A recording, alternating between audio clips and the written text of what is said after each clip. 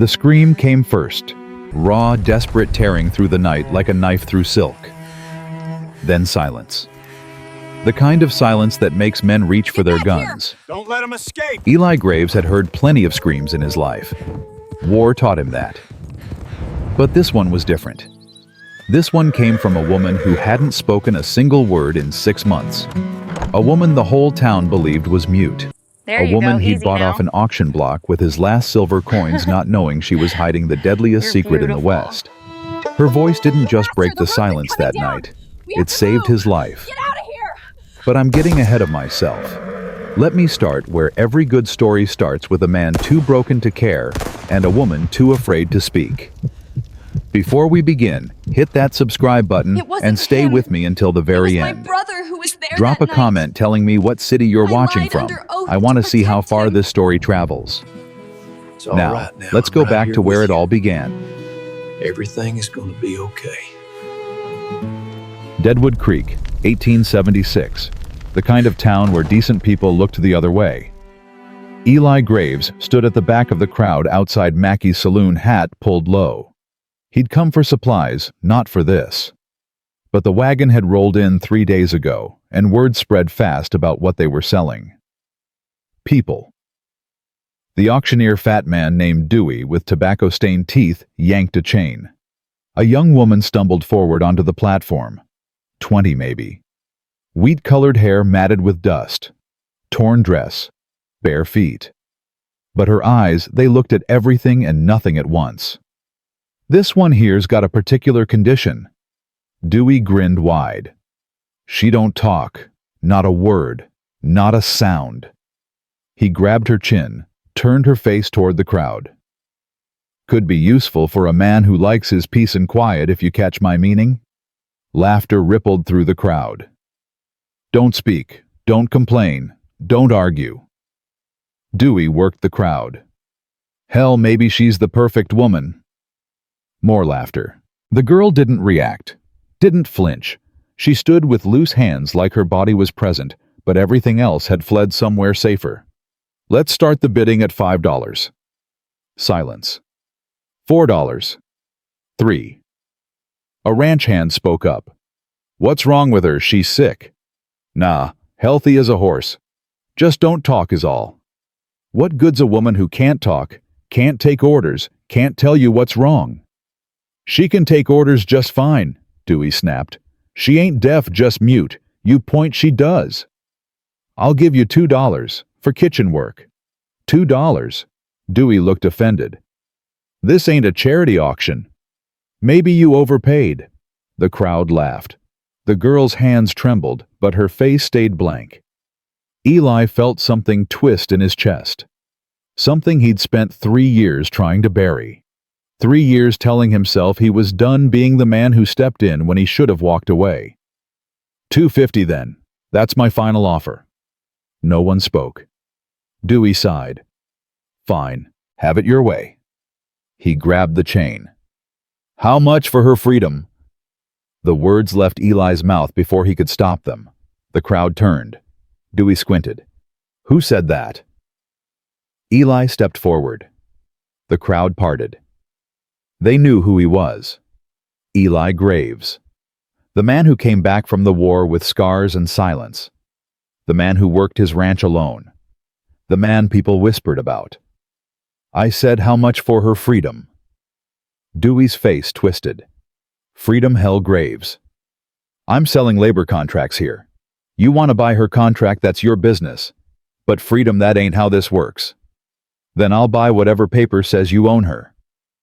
Eli reached into his vest, pulled out a leather pouch. He dumped it onto the platform. Silver coins clattered and rolled. $30. More than you'll get from anyone else. The crowd went quiet. $30 was 3 months' wages. Dewey stared at the coins. You serious? Do I look like I'm joking? Boots thudded on wood. A man pushed through the crowd. Letter owner of the biggest ranch in the territory. Tall, broad-shouldered, thick mustache. 3 men flanked him. That's a lot of money for damaged goods, Graves. Letter's voice carried easily. What exactly you planning to do with a girl who can't talk? None of your concern. I'm making it my concern. You humiliated my men at last month's auction when you outbid us on those horses. Now you're making a spectacle again. Letter's jaw tightened. This town's got a social order. You seem real interested in disrupting it. Your social order includes buying people, includes commerce and property rights, which you'd understand if you weren't so busy playing hermit on that dirt patch you call a ranch. The dirt patch I earned, Eli said quietly. Unlike some folks. Letter's face flushed red. His hand moved toward his belt, but one of his men grabbed his arm, whispered something. Letter shook him off, but didn't draw. You're making enemies, Graves. I've had worse. Dewey cleared his throat. So we doing business or not? Eli didn't take his eyes off Letter. We're doing business. Fine. Dewey scooped up the coins, produced a crumpled paper. Here's her bill of sale. Names listed as May Murphy. Found her near the railroad tracks in Colorado. She's your problem now. He shoved the paper at Eli, then unlocked the shackle around the girl's wrist. The iron fell to the platform with a dull clang. Pleasure doing business. Eli looked at May for the first time up close. She still wasn't looking at him. Her gaze fixed somewhere past his shoulder. Can you walk? No response. We're leaving. He turned and walked toward his horse tied outside the general store. For a moment she didn't move. The crowd watched. Then she took a step forward. Another. She followed 10 feet behind like a shadow, unsure it belonged.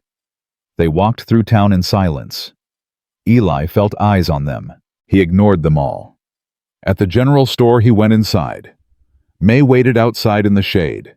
When Eli came back out, he carried a bundled dress boots canteen blanket. He handed them to her. She looked at the items, then at him, then at the items again. Her hands shook as she took them. You'll ride with me. Ranch is 2 hours north. We'll be there by dark. He mounted his horse, a bay gelding named Rust, then extended his hand down. She stared at it. For a long moment, nothing. Then she reached up. Her grip was light, uncertain. He pulled her up in one smooth motion. She sat rigid, gripping the saddle edge, careful not to touch him more than necessary. Hold on. He nudged Rust into a walk. As they rode past the saloon, Letter stood outside with his men watching. He said something Eli couldn't hear. His men laughed. Eli didn't look back. 2 hours. Hooves and wind through tall grass. The sun dropped lower, painting the sky orange and purple. May stayed rigid behind him the entire ride. Almost there. The ranch came into view, modest house barn corral with horses. Not much but his. Earned with his own hands. He dismounted, then helped May down. She immediately stepped away. You can sleep in there. He pointed to a small cabin near the barn. It's not much, but it's dry and it's got a bed. Pump outside for water. May looked at the cabin but didn't move toward it. I'll bring you supper in a bit. Tomorrow we'll figure out the rest. No response. Not even a nod. Look, I don't know what happened to you. Don't know why you don't talk. Don't need to know unless you want to tell me. But you're safe here. I'm not going to hurt you. You understand? For the first time, her eyes met his. Just for a second. Something flickered there. Not trust, not hope, but maybe recognition that he'd spoken to her like she was human. Then she looked away and walked toward the cabin. Eli watched her go, then turned to tend Rust. As he brushed the horse down, he wondered what the hell he'd just done. $30 was most of his savings. Winter was coming. He needed to repair the barn roof. He had no idea how to help someone who couldn't or wouldn't speak. But when he'd seen her on that platform, something snapped. Something that reminded him of standing in a field of bodies, realizing silence was sometimes the only response to horror. He'd bought her freedom because someone needed to. What happened next was anyone's guess. That night, Eli made stew, salt pork, potatoes, whatever vegetables hadn't shriveled in his root cellar. He filled a bowl and walked to the cabin. The door was closed. He knocked softly. Brought food. Nothing. He set the bowl on the step and walked back. An hour later, the bowl sat empty beside the door.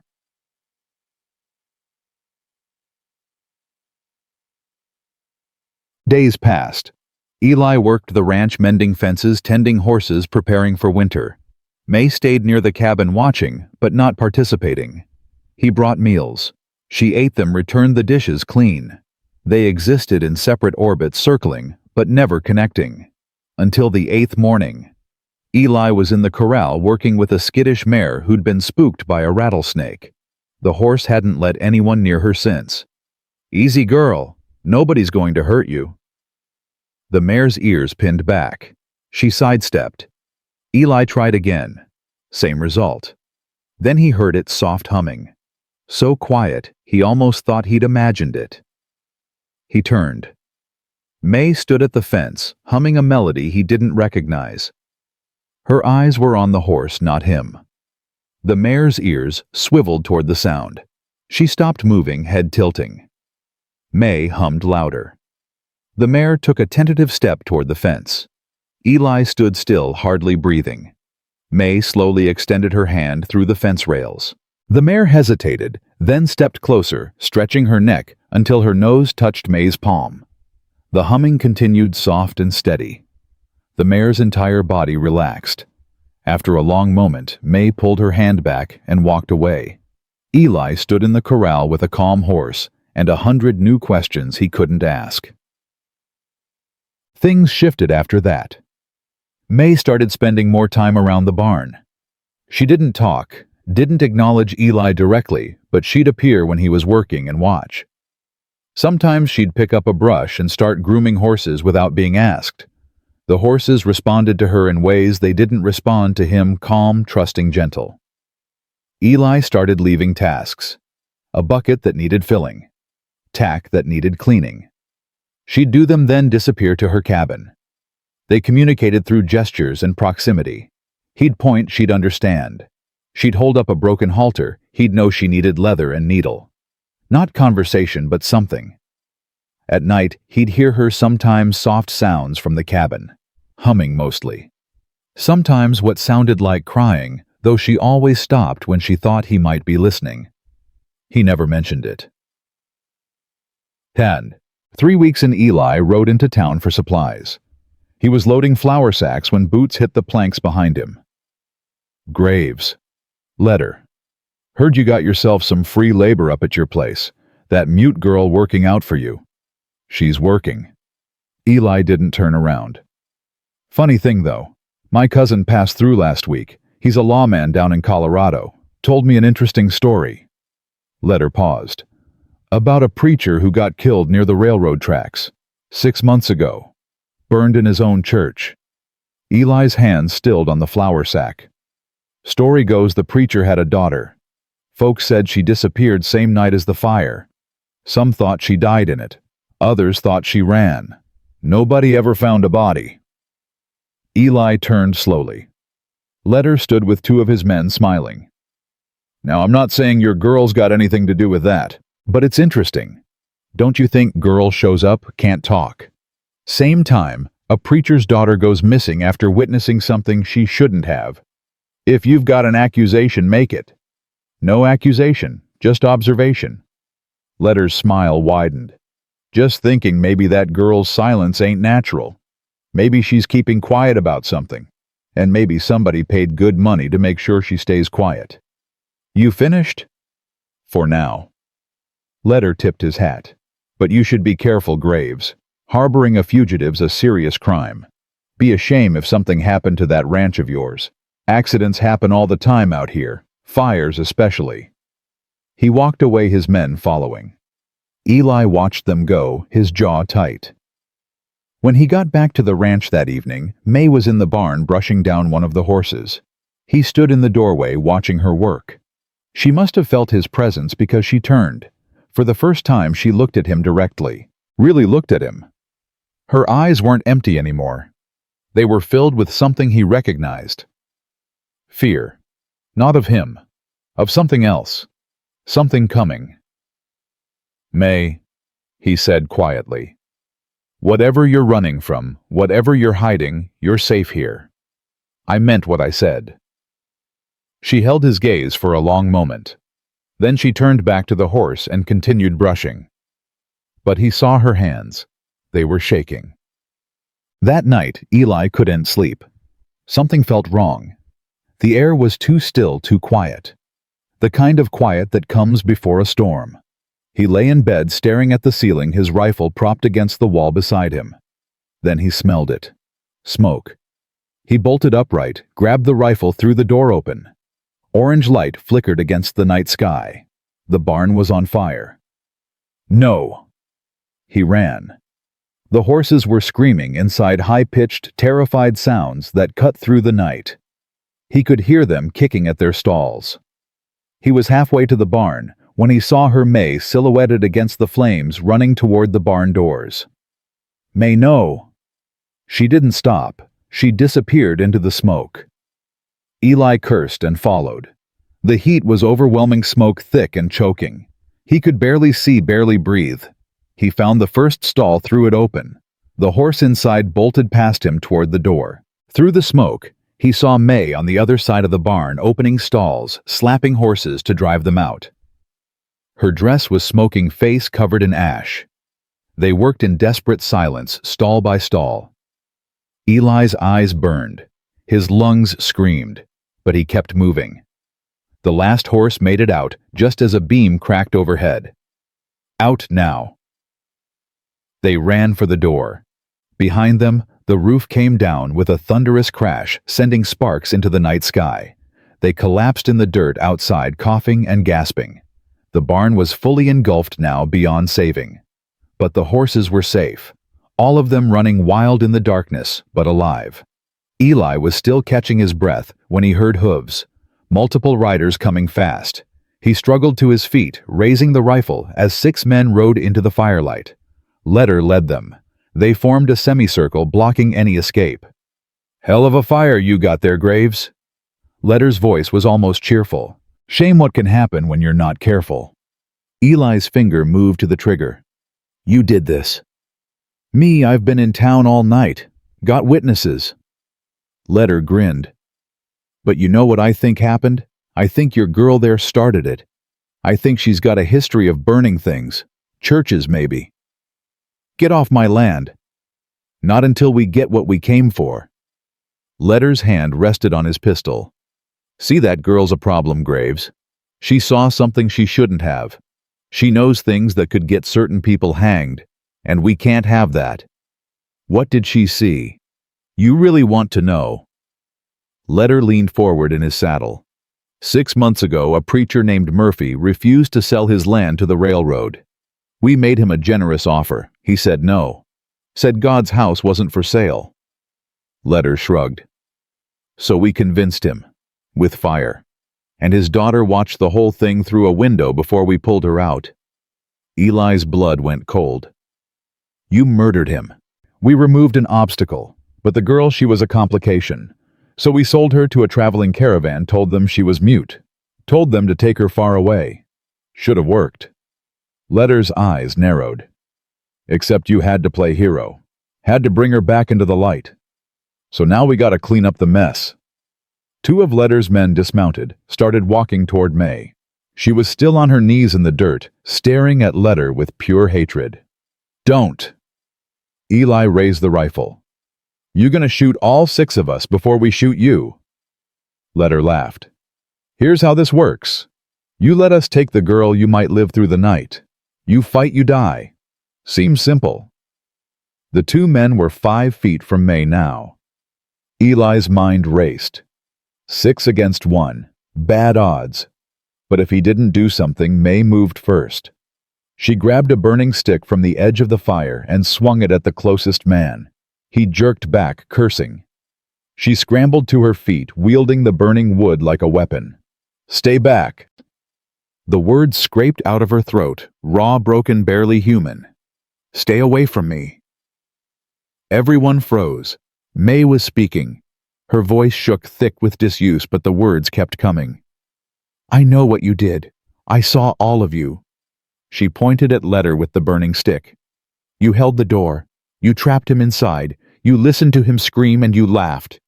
Shut up, Letter hissed. He begged you to let him out. He said he'd give you anything, but you just laughed. Tears streamed down May's face, cutting tracks through the ash. Then you dragged me out and told me if I ever spoke, you'd kill everyone I'd ever loved. So I stayed silent. For 6 months, I stayed silent because I had no one left. She took a step toward Letter. But he found me. She glanced at Eli. He gave me freedom. He gave me safety. He gave me a reason to be human again. And now you come here, burn his home, threaten his life, because you're afraid of me.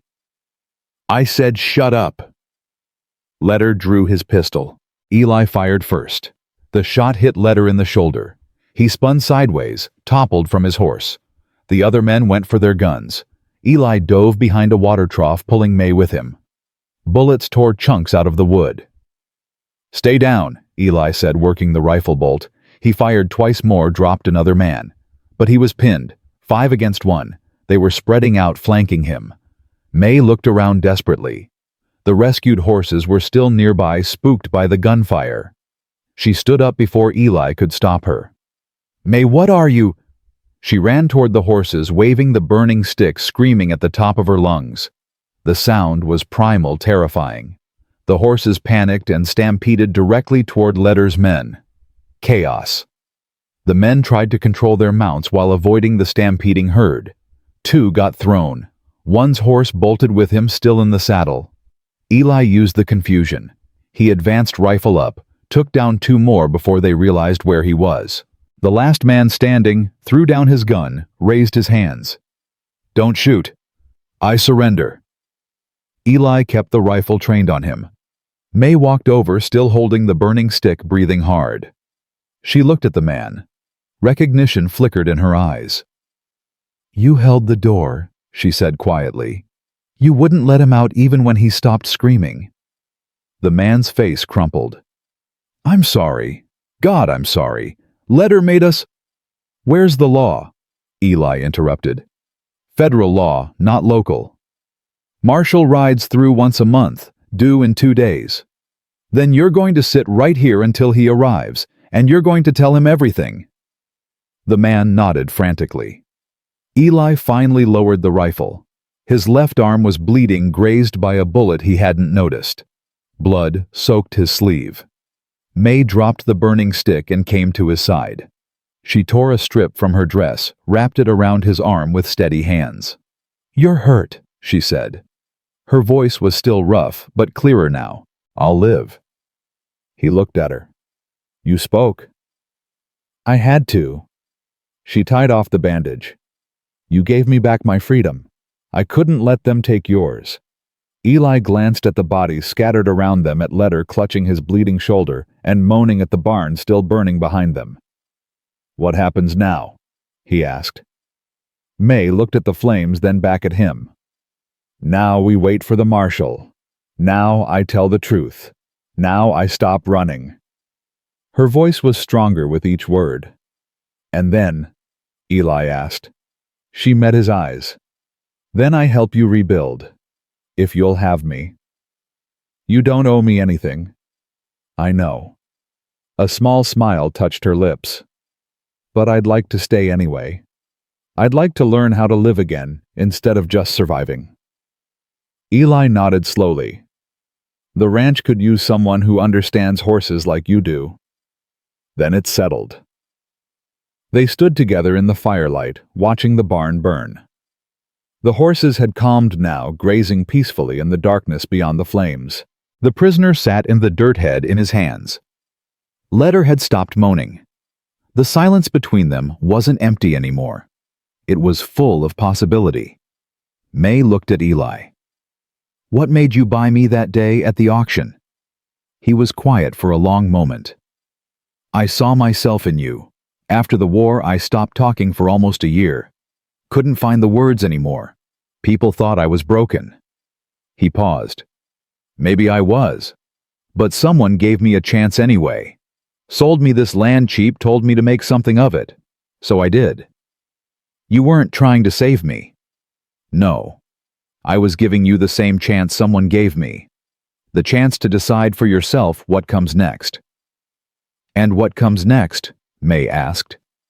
Eli looked at the ruins of his barn, then at the house still standing, then at the horses safe in the darkness. We survive tonight. Tomorrow we start rebuilding. And the day after that, we tell your story to the marshal and make sure those men hang for what they did. And after that? After that? Eli finally allowed himself a small smile. After that, we figure it out as we go, one day at a time. May nodded. One day at a time. She looked at her hands, the same hands that had stayed folded and silent for 6 months. Now they were covered in ash and blood and burns from the barn, but they were hers again. Her voice was hers again. Her life was hers again. And standing in the firelight beside a man who'd asked for nothing in return, she realized something silence had been her prison. But her voice, when she finally found it again, became her salvation.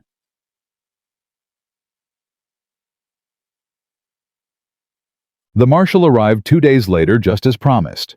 His name was Clayton, and he had the weathered face of a man who'd seen too much and believed too little. But he believed May.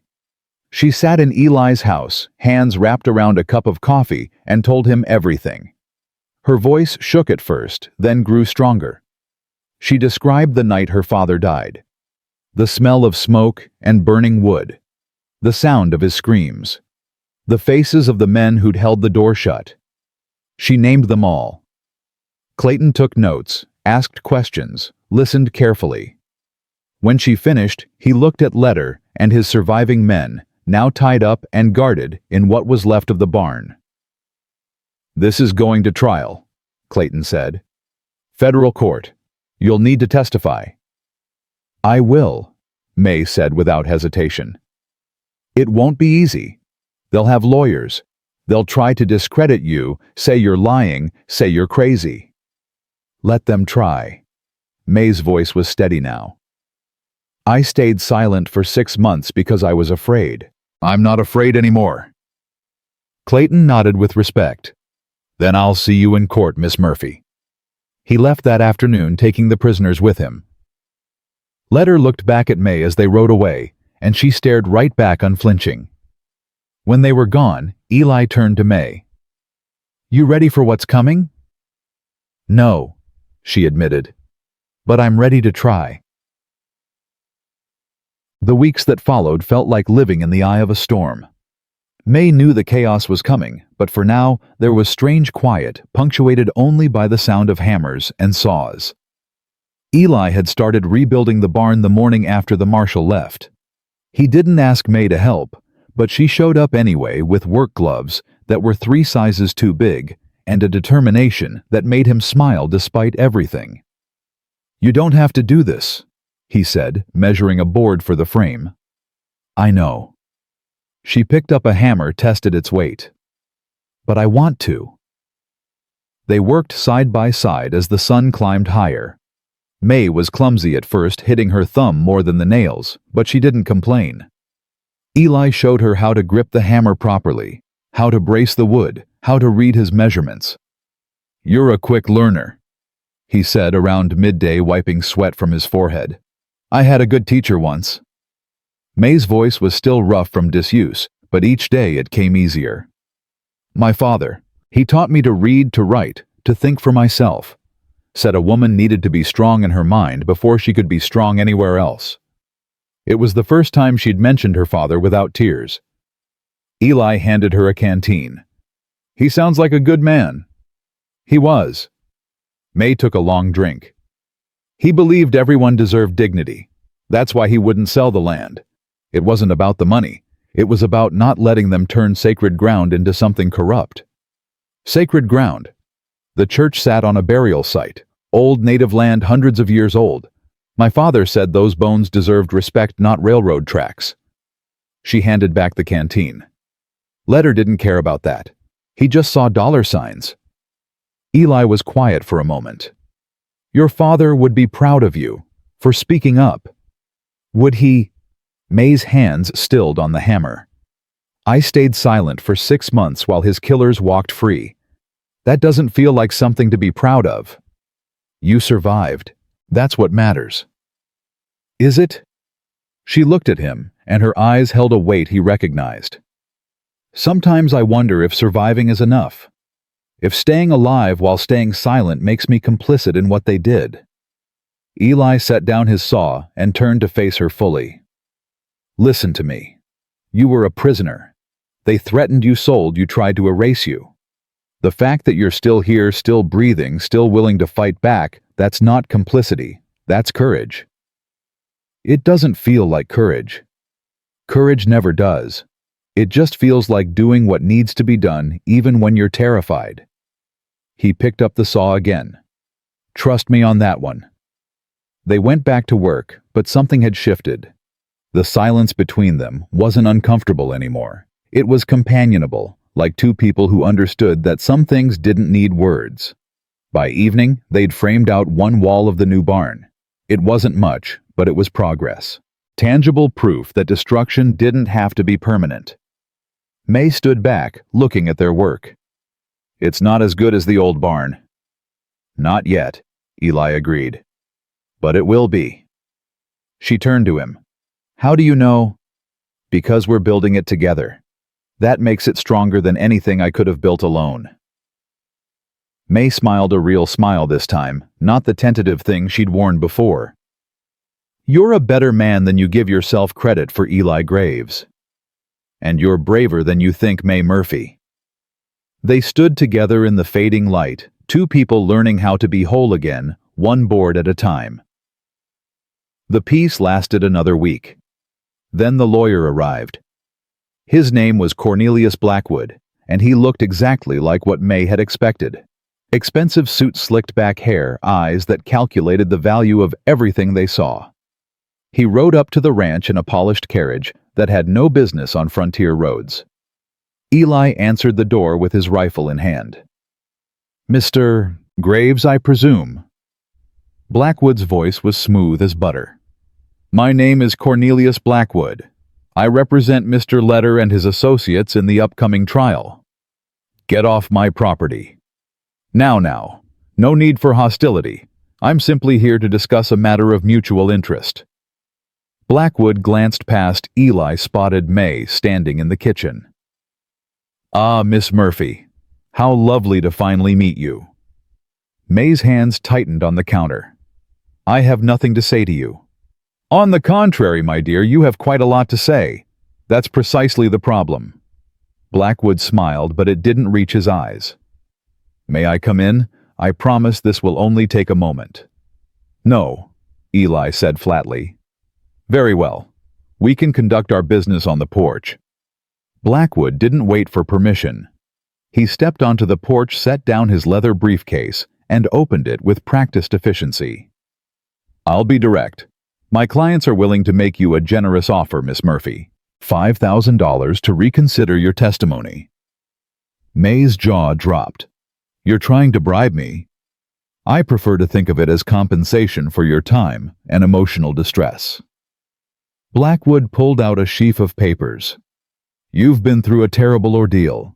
No one would blame you if you decided the memories were too painful, too unreliable to testify about. Trauma does strange things to the mind, after all. I know what I saw. May said, her voice shaking with anger. I watched them murder my father. What you think you saw, Blackwood corrected smoothly. In the dark, through smoke, while experiencing severe psychological distress. Any competent defense attorney, which I am, will make the jury understand how unreliable such memories can be. Eli stepped forward. She said no. Now leave. 6,000, Blackwood said, not missing a beat. And we'll relocate you somewhere comfortable. California, perhaps. New York. Anywhere you'd like to start fresh, away from all these painful memories. I'm not running anymore, May said. 7,000. That's my final offer. Blackwood's smile had frozen on his face. Think carefully, Miss Murphy. That's more money than most people see in a lifetime. You could have a real future instead of playing farmhand on a dirt ranch in the middle of nowhere. May walked to the door and stood beside Eli. When she spoke, her voice was steady and cold. My father died because he wouldn't be bought. I won't dishonor his memory by selling his justice for any amount of money. So you can take your $7,000 and get the hell off this property before I fetch a rifle of my own. Blackwood's smile finally dropped. He closed his briefcase with a sharp snap. Very well. But understand this, Miss Murphy, if you insist on testifying, I will destroy your credibility in that courtroom. I will make the jury believe you're a liar, a fantasist, possibly even complicit in your father's death. By the time I'm done with you, no one will believe a word you say. Let him try, Eli said quietly, but there was steel in his voice. She's got the truth on her side. That's more than your clients have. Truth. Blackwood laughed, but there was no humor in it. Truth is whatever I can make a jury believe, Mr. Graves. And I'm very, very good at my job. He picked up his briefcase and walked to his carriage. Before climbing in, he turned back. I'll see you both in court. I suggest you prepare yourselves. This won't be pleasant. The carriage pulled away, leaving a cloud of dust in its wake. May's hands were shaking. He's going to rip me apart on that witness stand, isn't he? Probably, Eli said honestly. But you'll survive it. You've survived worse. Have I? May's voice broke. Eli, what if he's right? What if no one believes me? What if I go through all of this and they still walk free?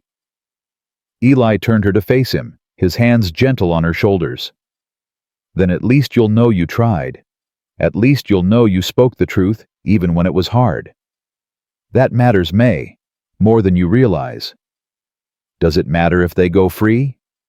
It matters because you'll be free. Not from them, from the silence, from the fear, from the weight of carrying their secret. He looked at her intently. You've already won the most important battle. You found your voice again. Whatever happens in that courtroom can't take that away from you. May wanted to believe him. She wanted to believe that speaking the truth would be enough, that justice would prevail, that good would triumph over evil, like in the stories her father used to read her. But she'd learned the hard way that the world wasn't a story. It was messy and cruel and unfair. And sometimes the monsters won. What if I can't do it? She whispered. What if I get up on that stand and the words won't come? Then I'll be right there in that courtroom, Eli said. And every time you look at me, I'll remind you why you're doing this. Not for revenge, not even for justice, but because staying silent nearly destroyed you, and speaking the truth is the only way to truly be free. May closed her eyes, tried to steady her breathing. I'm so scared. I know. But being scared doesn't mean you're not brave. It just means you understand what you're up against. He squeezed her shoulders gently, then let go. Come on. We've got a barn to build. Work helps clear the mind. They went back to work, but May's hands shook with every nail she drove. Blackwood's words echoed in her head, poisoning her confidence, making her question everything. That night, she barely slept. When she did drift off, she dreamed of the courtroom, of Blackwood's cold eyes dissecting her testimony, of the jury looking at her with suspicion and disgust, of Letter walking free, smiling that same terrible smile as he lit the match that killed her father. She woke before dawn, covered in sweat, and found Eli already up sitting on the porch with coffee. Bad dreams? He asked as she joined him. Is it that obvious? He handed her a cup. You're not the only one who has them. They sat in silence for a while, watching the sun creep over the horizon. Finally, May spoke. Tell me about the war. About what made you stop talking. Eli was quiet for so long, she thought he wouldn't answer. Then he took a deep breath. I was at Antietam. Bloodiest single day in American history. 23,000 casualties in 12 hours. His voice was flat, reciting facts to keep the emotion at bay. I was a medic. Spent the whole battle trying to save men who were too far gone to be saved. By the time it was over, I was covered in blood that wasn't mine, and I couldn't remember what any of their faces looked like. They all blurred together into one dying man crying for his mother. May's throat tightened. After the battle, I tried to write letters to their families. Started with, "Your son died bravely," or "Your husband didn't suffer." But those were lies. Most of them died screaming. Most of them suffered terribly. And I couldn't make myself write those lies. He stared at his coffee. So I stopped writing. And then I stopped talking. Because every word felt like another lie about how war was noble or meaningful when really, it was just young men dying in mud for reasons no one could explain. What made you start talking again? Time. And meeting someone who understood that silence wasn't weakness. It was just survival. He looked at her. Your silence was the same thing, May. You weren't being weak or complicit. You were surviving until you were strong enough to speak. That's not something to be ashamed of. Blackwood's going to use it against me. He's going to ask why I stayed silent if I really saw what I claim I saw. He's going to make the jury think I'm lying or crazy or both. Probably, Eli agreed. But you know what he can't do? He can't change what actually happened. He can't make your father any less dead, or those men any less guilty. The truth is the truth, regardless of how long it took you to speak it. May wanted to believe that. She needed to believe that. But fear had a way of making belief difficult. The summons came 3 days later. The trial would begin in 2 weeks at the territorial courthouse in Silver Ridge. May was required to appear as the primary witness for the prosecution. She held the paper in shaking hands, reading it over and over until the words blurred. 2 weeks, she said numbly. That's not enough time. It's plenty of time, Eli countered. You've been preparing for this moment since the day you found your voice again. I don't feel prepared. I feel like I'm going to walk into that courtroom and forget everything. Forget their faces. Forget what happened. Forget why I'm even there. Eli took the summons from her hands and set it aside. Then we'll practice. Every day between now and the trial, we'll practice. You'll tell me the story until you can recite it in your sleep. Until no amount of lawyers or questions or intimidation can shake the truth out of your head. You'd do that. May I bought your freedom because I believed everyone deserves a chance. I'm not going to let you waste that chance by going into that courtroom unprepared. He pulled out a chair. Sit. We start now. For the next 2 weeks, they practiced relentlessly. Eli would ask her questions, simple ones at first, then progressively harder, more aggressive, more designed to trip her up or make her doubt herself. Describe exactly what you saw through the window. I saw Leder and his men. They were carrying torches and cans of kerosene. How do you know it was kerosene? I could smell it, even through the window. But you said the window was closed. How could you smell anything through glass? It was cracked. The window was cracked. Was it cracked or was it open? Which is it? Cracked. Definitely cracked. You seem uncertain. Are you making this up as you go along? No, I'm not making anything up. I know what I saw. Do you? Or are you just telling yourself a story you want to believe? May's hands balled into fists. I know what I saw, Eli. Stop trying to make me doubt myself. I'm not trying to make you doubt yourself. I'm preparing you for what Blackwood's going to do. His voice softened. He's going to attack every detail, every inconsistency, every moment of uncertainty. You need to be ready for that. I don't know if I can be ready for that. Yes, you can, because you have something Blackwood doesn't have. What's that? The truth. It doesn't change, doesn't shift, doesn't need to be adjusted to fit a narrative. You just need to hold on to it no matter how hard he tries to make you let go. They practiced until May's voice was hoarse, until she could recite the events of that night without stumbling, until she could answer even Eli's most aggressive questions without breaking down. But still, doubt gnawed at her. The night before, they were scheduled to leave for Silver Ridge. May couldn't eat. She sat at the table, pushing food around her plate. her stomach in knots. "You should eat," Eli said. "Long ride tomorrow." "I'm not hungry." "May, what if I fail?" The words burst out of her. "What if I get up there and I freeze? What if I look at Letter, and I remember how he threatened me, how he said he'd kill anyone I loved if I spoke, and I just can't do it?" Eli set down his fork. "Then you do what you've always done. You survive. You find a way through it." "That's easy for you to say. You're not the one who has to face him." "No, I'm not. But I've faced plenty of other monsters, and I can tell you from experience that the anticipation is always worse than the reality." He leaned forward. "Right now, Letter is huge in your mind. He's this towering figure who controls your fate. But tomorrow, when you walk into that courtroom, you're going to see him for what he really is, a small, petty man who murdered someone because he couldn't get his way. And once you see that, the fear will lose its power." "How can you be so sure?" "Because I've watched you grow stronger every single day since I brought you here. The woman sitting across from me now isn't the same silent, terrified girl I bought off that auction block. You found your voice. You found your strength. Now you just need to trust it." May's eyes filled with tears. "What if that's not enough?" "It will be." Eli reached across the table, covered her hand with his. "And even if it isn't, even if the worst happens and they walk free, you'll still have done something incredibly brave. You'll have spoken truth to power.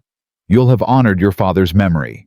That matters, May, more than any verdict." She turned her hand over, gripped his tightly. "Thank you. For everything. For giving me a chance to be human again." "You were always human. You just forgot for a while." That night, May slept better than she had in weeks. Not because the fear was gone, it wasn't, but because she finally understood something important. She wasn't facing this alone. They left for Silver Ridge at dawn, riding side by side. The journey took most of the day, and by the time they arrived, the sun was setting over the territorial courthouse, an imposing stone building that looked more like a fortress than a place of justice. Marshal Clayton met them at the hotel. "You ready for tomorrow?" May nodded, though her stomach churned. "As ready as I'll ever be." "Good. The prosecution's attorney is a man named Silas Crane, former military prosecutor, sharp as they come. He'll meet with you tonight to go over your testimony." Clayton glanced at Eli. "You planning to stay for the trial?" "Every day until it's over." "Good. She's going to need the support." Clayton turned back to May. "One more thing. Blackwood's been spreading rumors around town, saying you're mentally unstable, that you were complicit in your father's death, that you're looking for attention. Don't let it rattle you. It's just tactics." "Tactics that might work," May said quietly. "Not if you stick to the truth." After Clayton left, Eli and May sat in her hotel room, waiting for the prosecutor to arrive. The silence was heavy with anticipation. Eli: "Yeah. If something happens to me, nothing's going to happen to you. But if it does, if Letter somehow gets to me, or if Blackwood destroys me so completely that I can't go on, I want you to know that these past few weeks have meant everything. You gave me back my life." Eli's jaw tightened. "Don't talk like that. You're going to be fine. You're going to testify, they're going to convict those bastards, and then you're going to come back to the ranch and help me finish building that barn. That's how this story ends." "How can you be so sure?" "Because I've seen what you're capable of. Because I watched you run into a burning barn to save horses that weren't even yours. Because I heard you face down the men who murdered your father and tell them exactly what they were." He looked at her intently. "You're stronger than you know, May Murphy. Tomorrow you're going to prove it to everyone else." A knock at the door interrupted them. Silas Crane had arrived. He was younger than May expected, maybe 40, with sharp eyes and a no-nonsense demeanor. He shook hands with both of them, then got straight to business. "Miss Murphy, I'll be direct with you. This case is winnable, but it's not going to be easy. Cornelius Blackwood is one of the best defense attorneys in the territory, and he has deep pockets backing him. He's going to attack you, personally, attack your memory, attack your motives. Are you prepared for that? I'm prepared to tell the truth. That's good. But truth isn't always enough. We need to make the jury believe you, and that means presenting you as a credible, sympathetic witness. He pulled out a notebook. Walk me through that night. Every detail you can remember. May took a deep breath and began. She described the evening, how her father had received a visit from Letter and his men demanding he sell the church land, how he'd refused, how they'd left angry but promising to return. They came back around midnight. I was in my room, but I heard horses. I looked out the window and saw them surrounding the church. Letter was in front giving orders. Could you hear what he was saying? Some of it. He said something like, "This is your last chance, preacher." And my father said, "I won't sell God's land to the devil." Those exact words. Close enough. Then Letter nodded to his men and they started pouring kerosene around the church. I wanted to scream to warn my father, but I was frozen. I just watched. Her voice cracked, but she forced herself to continue. They lit the torches. The church went up so fast. I could see my father inside trying to get to the doors, but Letter and two other men held them shut. I could hear him screaming. She broke off, covering her mouth. Eli put a hand on her shoulder. Take your time. After a moment, she continued. I ran downstairs, tried to get outside, but one of Letter's men grabbed me. He said if I screamed or fought, they'd kill me too. So I went limp. They dragged me away from the house, made me watch until the screaming stopped. And then what happened? Letter came over to me. He said I'd seen something I shouldn't have. He said if I ever spoke about it, he'd hunt down anyone I cared about and make them die the same way. Then he handed me to some traveling slavers, told them I was mute, told them to take me far away. Crane made notes throughout her testimony, occasionally asking for clarification or more detail. When she finished, he set down his pen. That's powerful testimony. Blackwood's going to come at you hard, but if you can deliver it like you just did, we have a real shot at conviction. He looked at her seriously. But I need you to understand something. This trial is going to be brutal. Blackwood will try to make you cry, make you angry, make you doubt yourself. He'll twist your words, question your sanity, suggest you had something to gain from your father's death. Can you handle that? May thought about the past 6 months, the silence, the fear, the weight of carrying such a terrible secret.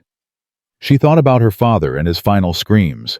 She thought about Eli and his quiet faith in her strength. I can handle it, she said. I have to. Crane nodded approvingly. Good. Court starts at 9 tomorrow morning. Don't be late. After he left, Eli walked May back to her room. She stood in the doorway, not quite ready to be alone with her thoughts. Try to get some sleep, Eli said.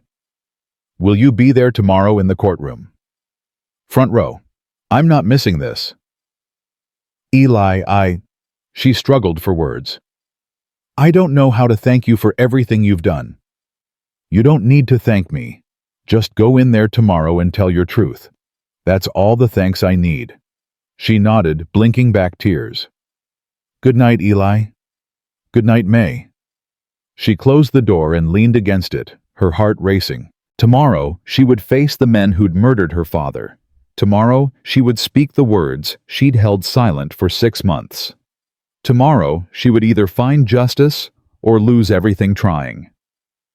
She walked to the window and looked out at the courthouse looming in the darkness. Somewhere inside that building, Letter and his men were being held. Were they scared? Did they feel even a fraction of the fear they'd inflicted on her? She hoped so. But more than that, she hoped she'd have the strength to face them when morning came. May lay down on the bed fully clothed, staring at the ceiling. Sleep felt impossible, but eventually exhaustion won. Her last thought before drifting off was of her father's voice reading scripture, "The truth shall set you free." She prayed he was right, because tomorrow she was about to find out. Morning came too fast and too slow at the same time. May woke before dawn with her heart already racing. Her dress soaked with sweat from dreams she couldn't quite remember but knew were bad. She washed her face in the basin, changed into the simple blue dress Eli had bought her for the trial, and tried to steady her breathing. Her hands wouldn't stop shaking. Eli knocked at 7. "You ready?" "No. But let's go anyway." They walked to the courthouse together through streets already filling with people. Word had spread fast about the trial, a preacher burned alive, his daughter rising from silence to testify 6 prominent men accused of murder. It was the kind of spectacle frontier towns craved. May kept her eyes down, but she could feel people staring, whispering, judging before they'd even heard her speak. "Don't listen to them," Eli said quietly. "They don't matter. They're the jury pool. They all matter. The jury's already been selected. These people are just vultures looking for entertainment." That didn't make May feel better. The courthouse was already packed when they arrived. Silas Crane met them at the entrance looking crisp and prepared in his dark suit. "Miss Murphy, Mr. Graves, good you're early." He guided them through the crowd toward the front of the courtroom. "May you'll sit with me at the prosecutor's table until you're called to testify. Mr. Graves, you'll need to sit in the gallery." "I want to be close," Eli said. "Front row right behind us. That's as close as I can get you." Eli nodded and took his seat. May sat beside Crane, her hands folded in her lap to hide their trembling. She could feel eyes on her back, hear the whispers growing louder. Then the door on the opposite side opened, and they brought in the defendants. Letter came first, walking with a limp from the bullet wound in his shoulder. He'd lost weight during his time in jail, but his eyes were still hard as granite. Behind him came the other 4 survivors of that night at Eli's ranchmen, whose faces May had seen in her nightmares for 6 months. When Letter's gaze found her across the courtroom, he smiled. Not a friendly smile, a promise. May's blood went cold. "Don't look at him," Crane whispered. "Look at me.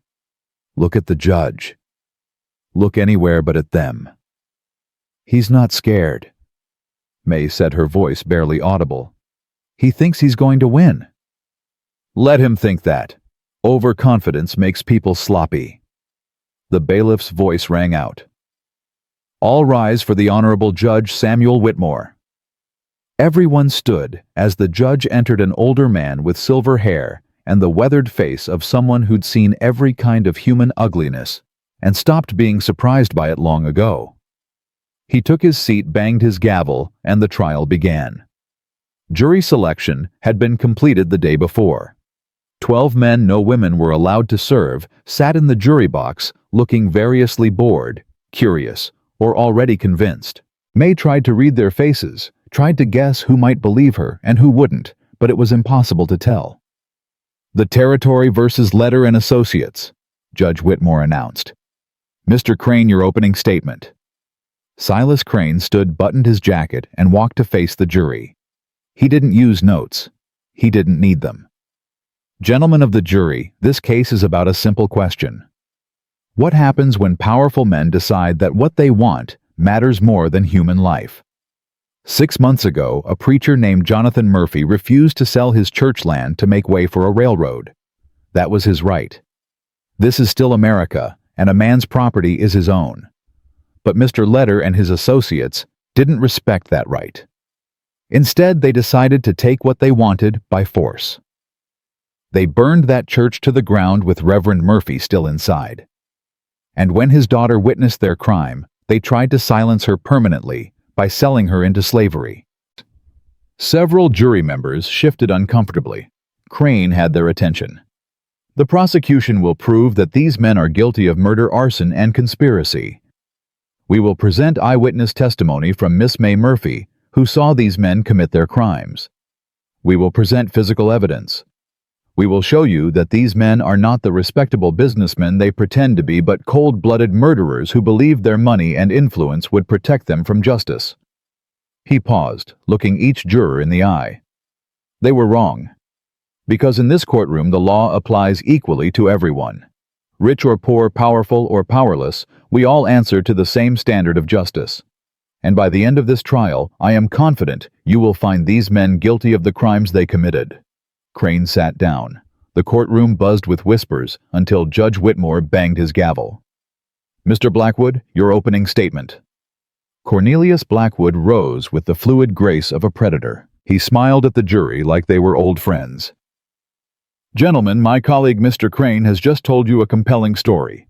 And that's exactly what it is, a story. Fiction designed to appeal to your emotions rather than your reason. But this trial isn't about storytelling. It's about facts. And the facts in this case are far less clear than the prosecution would have you believe. He began to pace, his hands clasped behind his back. Yes, Reverend Murphy died in a tragic fire. That's not in dispute. But who started that fire? The prosecution wants you to believe it was my clients based solely on the testimony of one witness, a young woman who by her own admission has spent the last 6 months unable or unwilling to speak. A woman who may be suffering from severe trauma that has distorted her memories. A woman who has every reason to want anyone to blame for her father's death. May's hands clenched into fists under the table. My clients are respected members of this community. Mr. Letter owns the largest ranch in the territory and employs over 50 men. He has no criminal record, no history of violence. Why would such a man risk everything to commit murder over a small parcel of land? It makes no sense. Blackwood stopped in front of the jury box. The prosecution will ask you to believe a confused, traumatized girl over multiple upstanding citizens. But I ask you to remember that extraordinary claims require extraordinary evidence. And by the end of this trial, you'll see that the prosecution has no such evidence.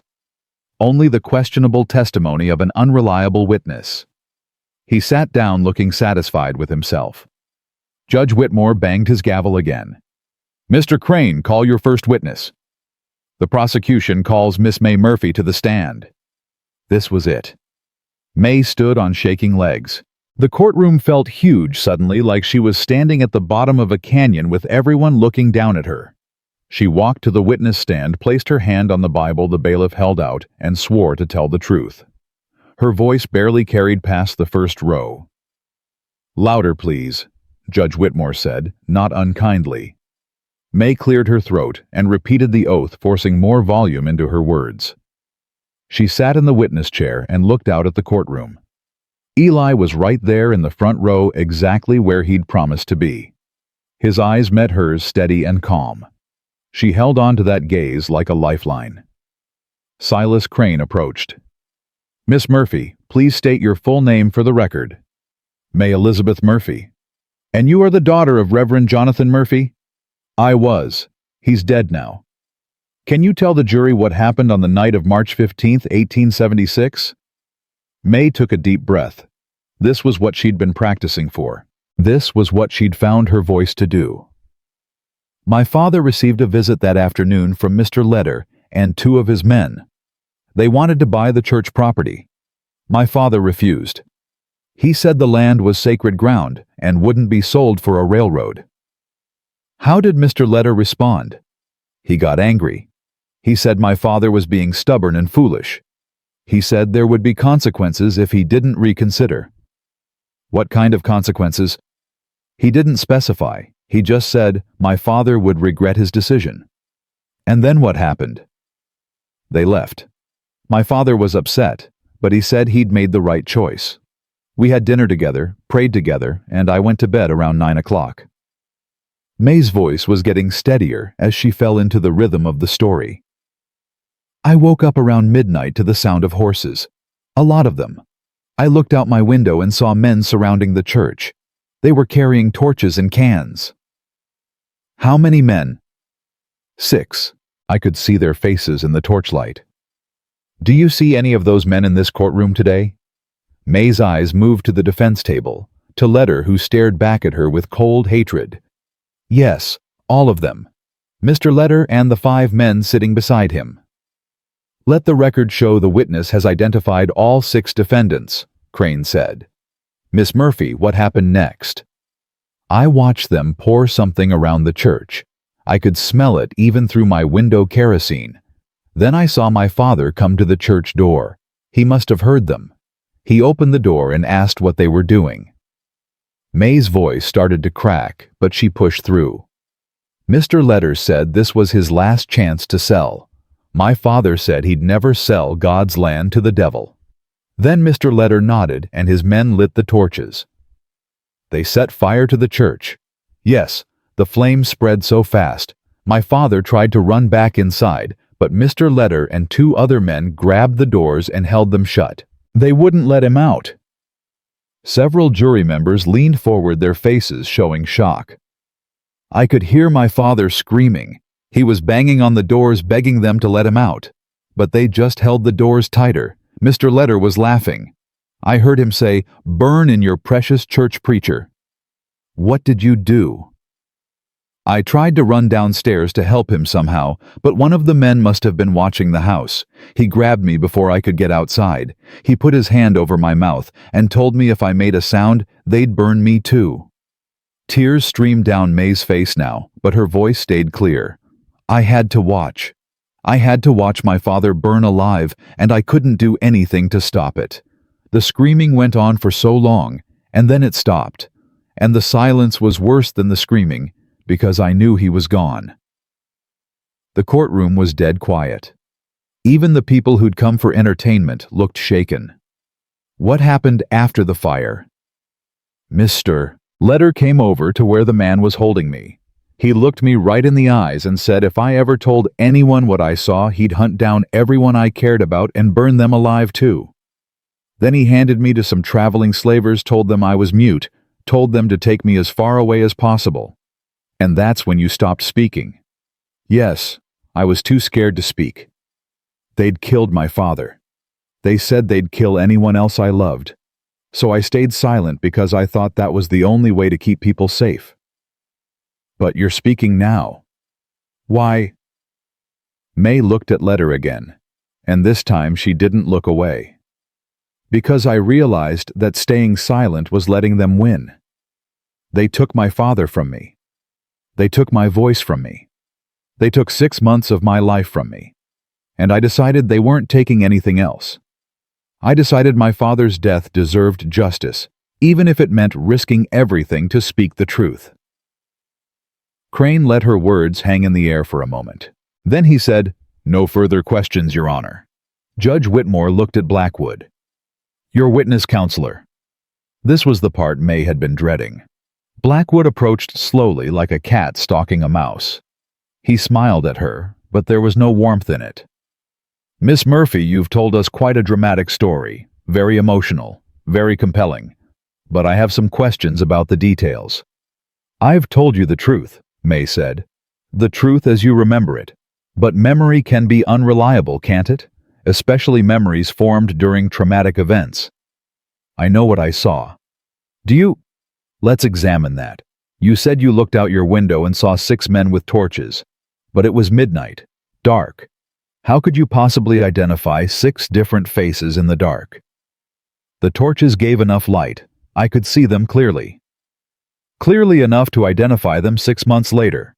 Clearly enough to swear under oath that these specific 6 men are the ones you saw. Yes. Interesting, because you also testified that you were terrified, that your heart was racing, that you were in fear for your life.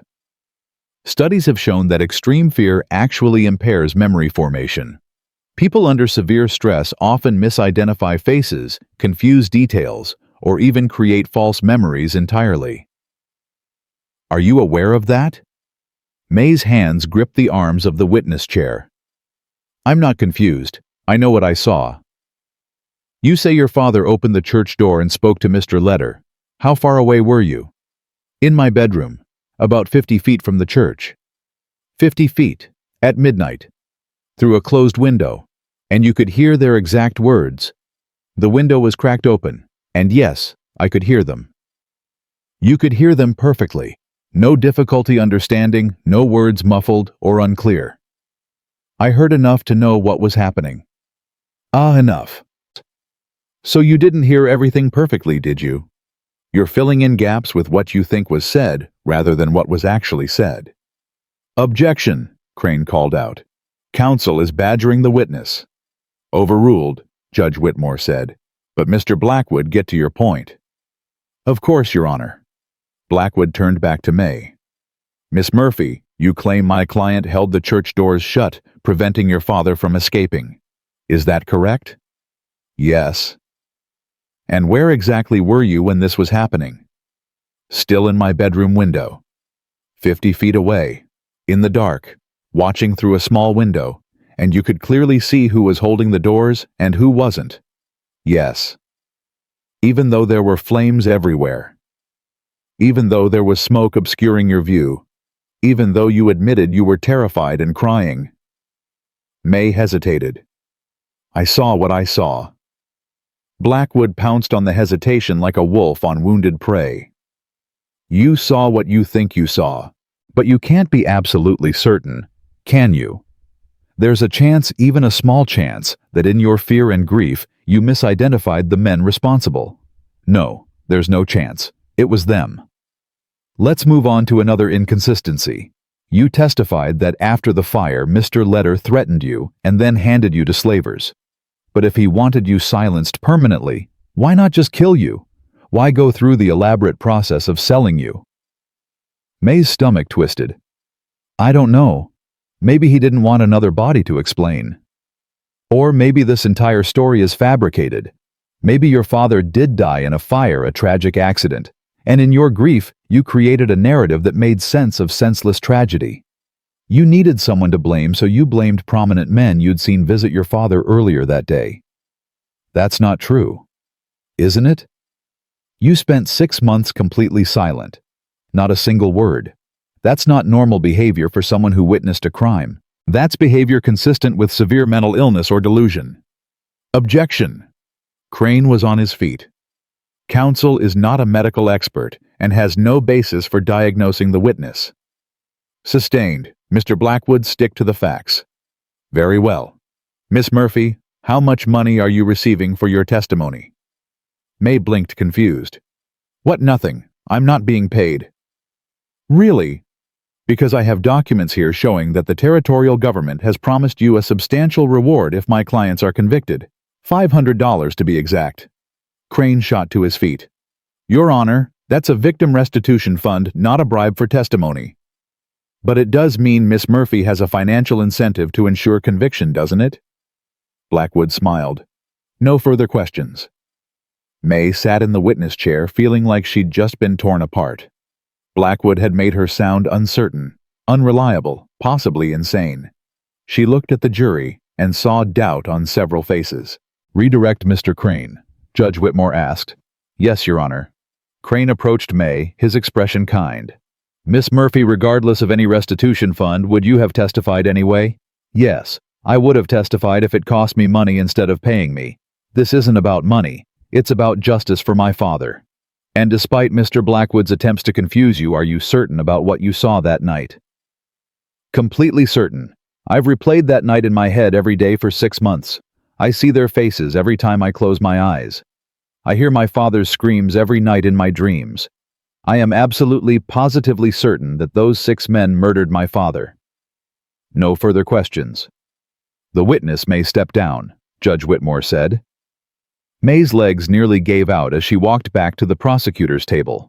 Eli caught her eye as she passed, and the look on his face told her she'd done well, even if it hadn't felt like it. The trial continued.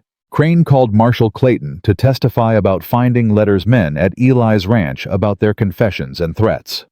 He called the doctor who'd examined the burn patterns at the church and confirmed the fire had been deliberately set from the outside. He called a former employee of Letter's who testified that he'd heard Letter making threats about the preacher who wouldn't sell. But Blackwood tore into each witness with the same ruthless efficiency he'd shown with May. He questioned their expertise, their motives, their reliability. He suggested the marshal had coerced confessions. He implied the doctor was being paid by the prosecution. He painted the former employee as a disgruntled worker seeking revenge. By the time court adjourned for the day, May felt hollowed out, defeated. You did good, Crane told her as they left the courtroom. Better than good. The jury heard your truth. Blackwood made me sound like a liar. That's his job. But the jury also heard your conviction, your certainty, your pain. Those things can't be faked. Trust me, some of them believed you. Some isn't all. We only need all 12 to agree, and we've still got more evidence to present tomorrow. Eli walked May back to the hotel. Neither of them spoke much. What was there to say? They'd both heard the same trial, seen the same doubt on the jury's faces. At her door, Eli finally spoke. You were brave up there. I was terrified. Being brave doesn't mean not being scared. It means being scared and doing it anyway. He squeezed her shoulder gently. Get some rest. Tomorrow's another day. But May didn't rest. She lay awake replaying every word of her testimony, every attack from Blackwood, every doubtful look from the jury. She wondered if speaking up had been worth it after all. She wondered if her father would be proud or disappointed that she'd waited so long. She wondered if Letter would walk free. The second day of trial brought more witnesses. Crane called neighbors who'd heard threats. He called railroad officials who confirmed Letter had been negotiating for the church property. He built a circumstantial case that was strong but not ironclad. Then Blackwood called his first defense witness, Letter himself.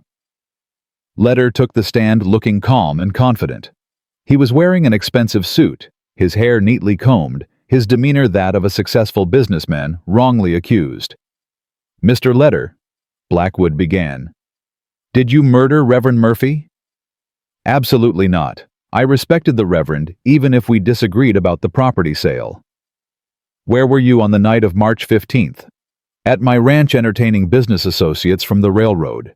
We were there until well past midnight. I have multiple witnesses who can confirm this. So you weren't at Reverend Murphy's church that night? No, sir. I was nowhere near there. And did you at any point threaten Miss Murphy or arrange to have her sold into slavery? Of course not. The very suggestion is absurd. I'd never even met the girl before this trial. Blackwood smiled. No further questions. Crane stood for cross-examination. Mr. Letter, you say you were at your ranch that night, yet 3 of your own men have been arrested alongside you. If you were at your ranch, where were they? I don't monitor my employees' whereabouts every moment of every day. How convenient. Tell me, did you want Reverend Murphy's property? I wanted to buy it, yes, at a fair price. And when he refused to sell, I was disappointed but accepted his decision. Really? Because we have testimony from multiple witnesses that you made threats. People misinterpret firm business negotiations as threats all the time. I never threatened anyone. Mr. Letter, if you're innocent, why did your men show up at Mr. Graves's ranch specifically to silence Miss Murphy?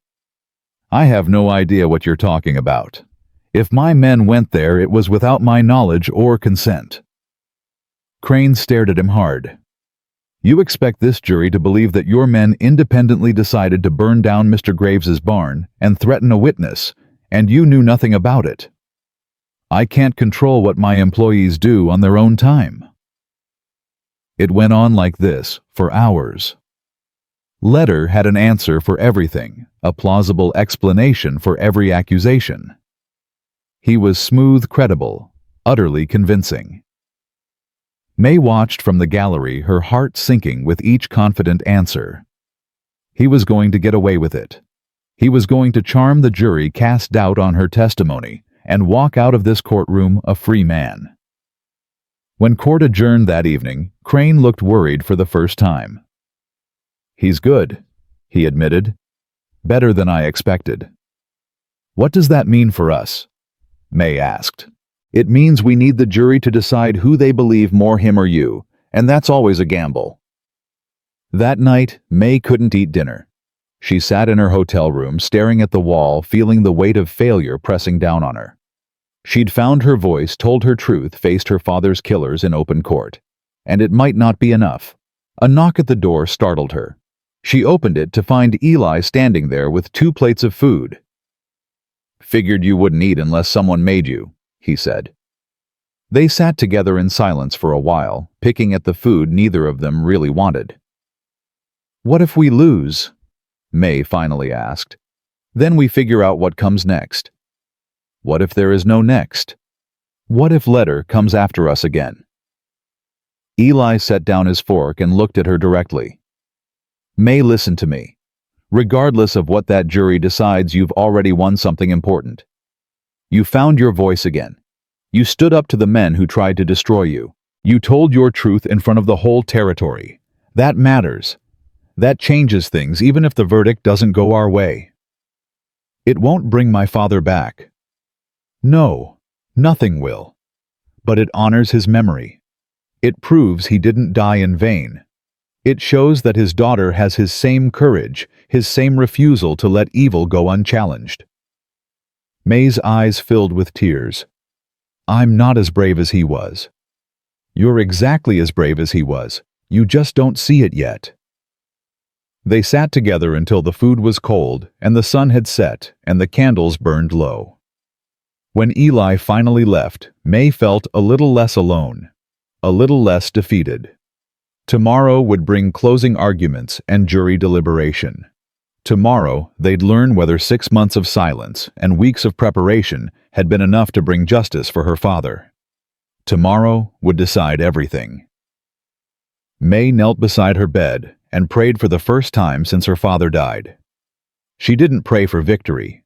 She didn't pray for revenge. She just prayed for strength to accept whatever came next. And in the darkness of that hotel room, she heard her father's voice as clearly as if he were standing beside her. "The truth shall set you free, May. Whatever happens tomorrow, you've already found your freedom." She hoped he was right. Because tomorrow, 12 men would decide if the truth was enough. The courtroom was packed tighter than the day before. Word had spread that closing arguments would be delivered this morning, and it seemed like half the territory had shown up to watch justice either prevail or fail. May sat beside Silas Crane, her hands folded so tightly in her lap that her knuckles had gone white. She hadn't slept more than an hour the night before. Every time she'd closed her eyes, she'd seen Letter's smug face on the witness stand, heard his smooth lies delivered with such conviction that even she had almost believed them. Eli was in his usual spot in the front row, solid and steady as always. When May glanced back at him, he gave her the smallest nod. "We're here. We did what we could. Now we wait." Judge Whitmore banged his gavel and the room fell silent. "Gentlemen, we'll proceed with closing arguments. Mr. Crane, you may begin." Silas Crane stood and walked to the jury box. He didn't carry notes. He'd been preparing this speech in his head since the trial began. "Gentlemen of the jury, over the past 2 days you've heard testimony from multiple witnesses about the events of March 15th. You've heard about a preacher who refused to sell sacred land. You've heard about threats made in anger. You've heard about a fire that burned hot enough to kill a man trapped inside. And most importantly, you've heard from the only person who witnessed the entire crime, Miss May Murphy." He paused, letting his words settle. "Now the defense wants you to believe that Miss Murphy is unreliable, that her memory is faulty, that she's either lying or deluded. But I want you to ask yourself something. What possible reason would this young woman have to lie? She has nothing to gain from this. She lost everything: her father, her home, her voice for 6 months.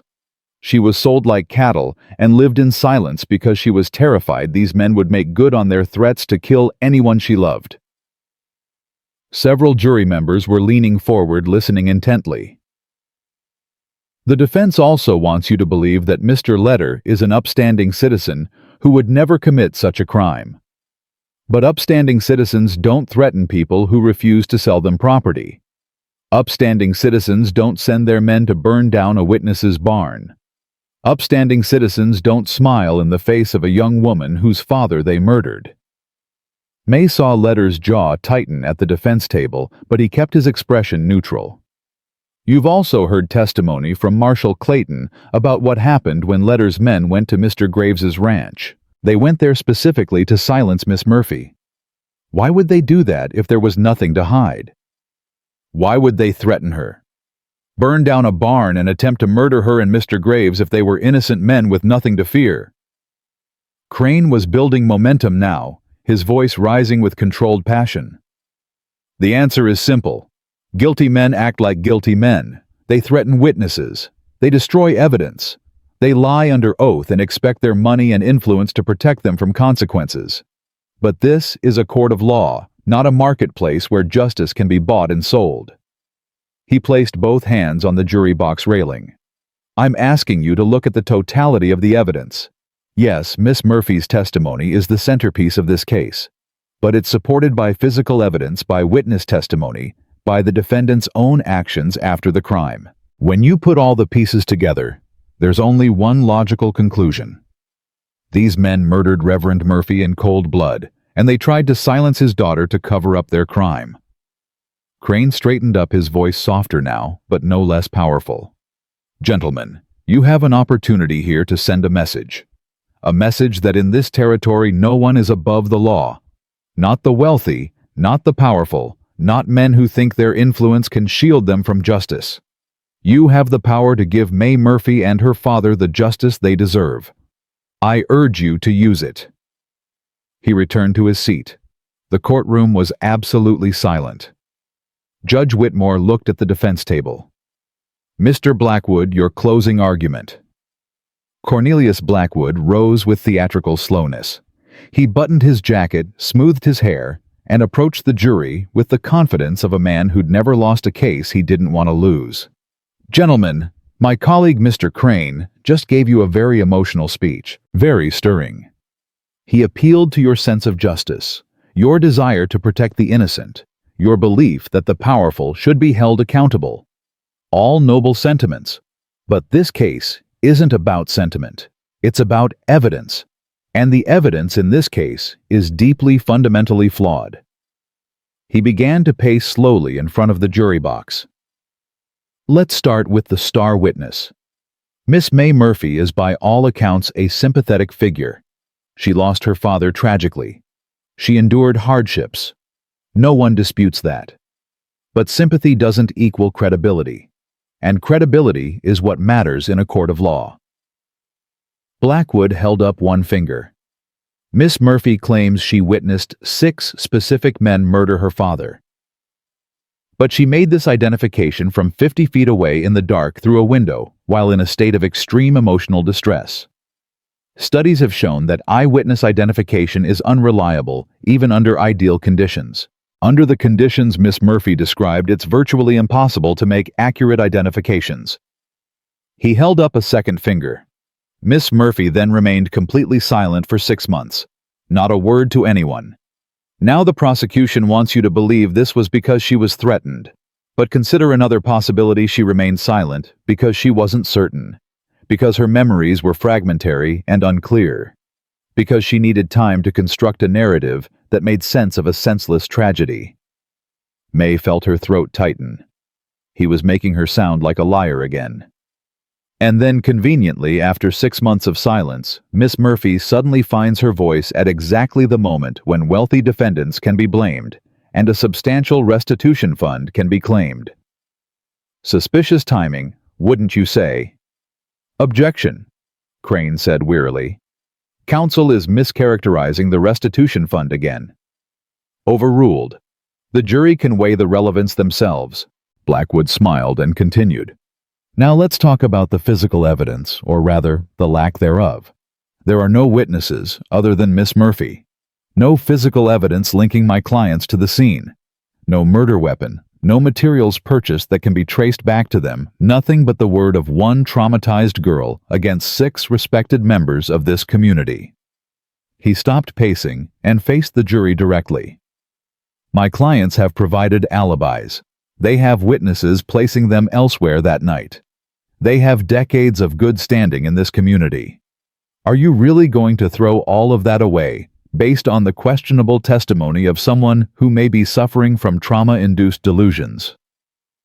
Blackwood let that question hang in the air. The prosecution wants you to believe that successful businessmen decided to commit murder over a small property dispute. That they gathered together in the middle of the night and burned a man alive, risking everything they'd built, everything they owned, everything they were for what a patch of land. Does that make any logical sense? Several jury members were nodding slightly. May's heart sank. What makes more sense is that a terrible accident occurred, that Reverend Murphy died in a tragic fire, and that his grieving daughter, desperate for answers, for someone to blame for a way to make sense of senseless tragedy, created a narrative that gave her what she needed: villains to hate, a story to tell, and possibly a financial reward to claim. Objection. Crane was on his feet. Your Honor, this is outrageous. Counsel is calling the witness a fraud with no evidence. Mr. Blackwood, you've made your point, Judge Whitmore said. Move on. Of course, Your Honor.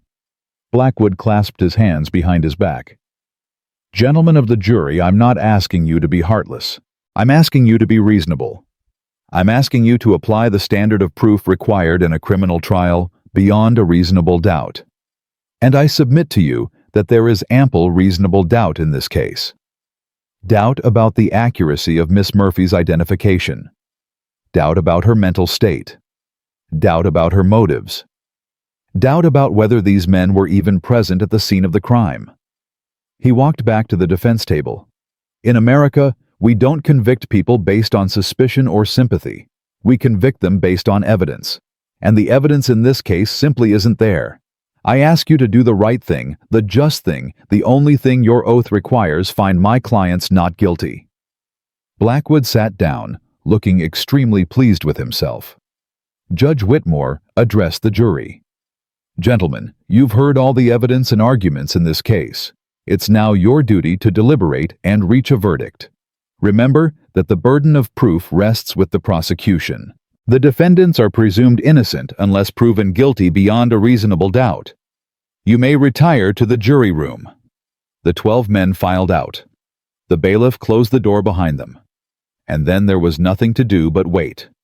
Crane turned to May. How are you holding up? He made me sound like a liar and a lunatic, May said quietly. That's his job, but the jury also heard your testimony. They looked in your eyes and heard the truth in your voice. That counts for something. Does it? Does it count for more than Blackwood's reasonable doubt? Crane didn't answer, which was answer enough. Eli came through the gate separating the gallery from the trial area and sat beside May. Whatever happens, you did everything you could. What if everything I could wasn't enough? Then we deal with what comes next, together. They sat in the courtroom for hours as the jury deliberated.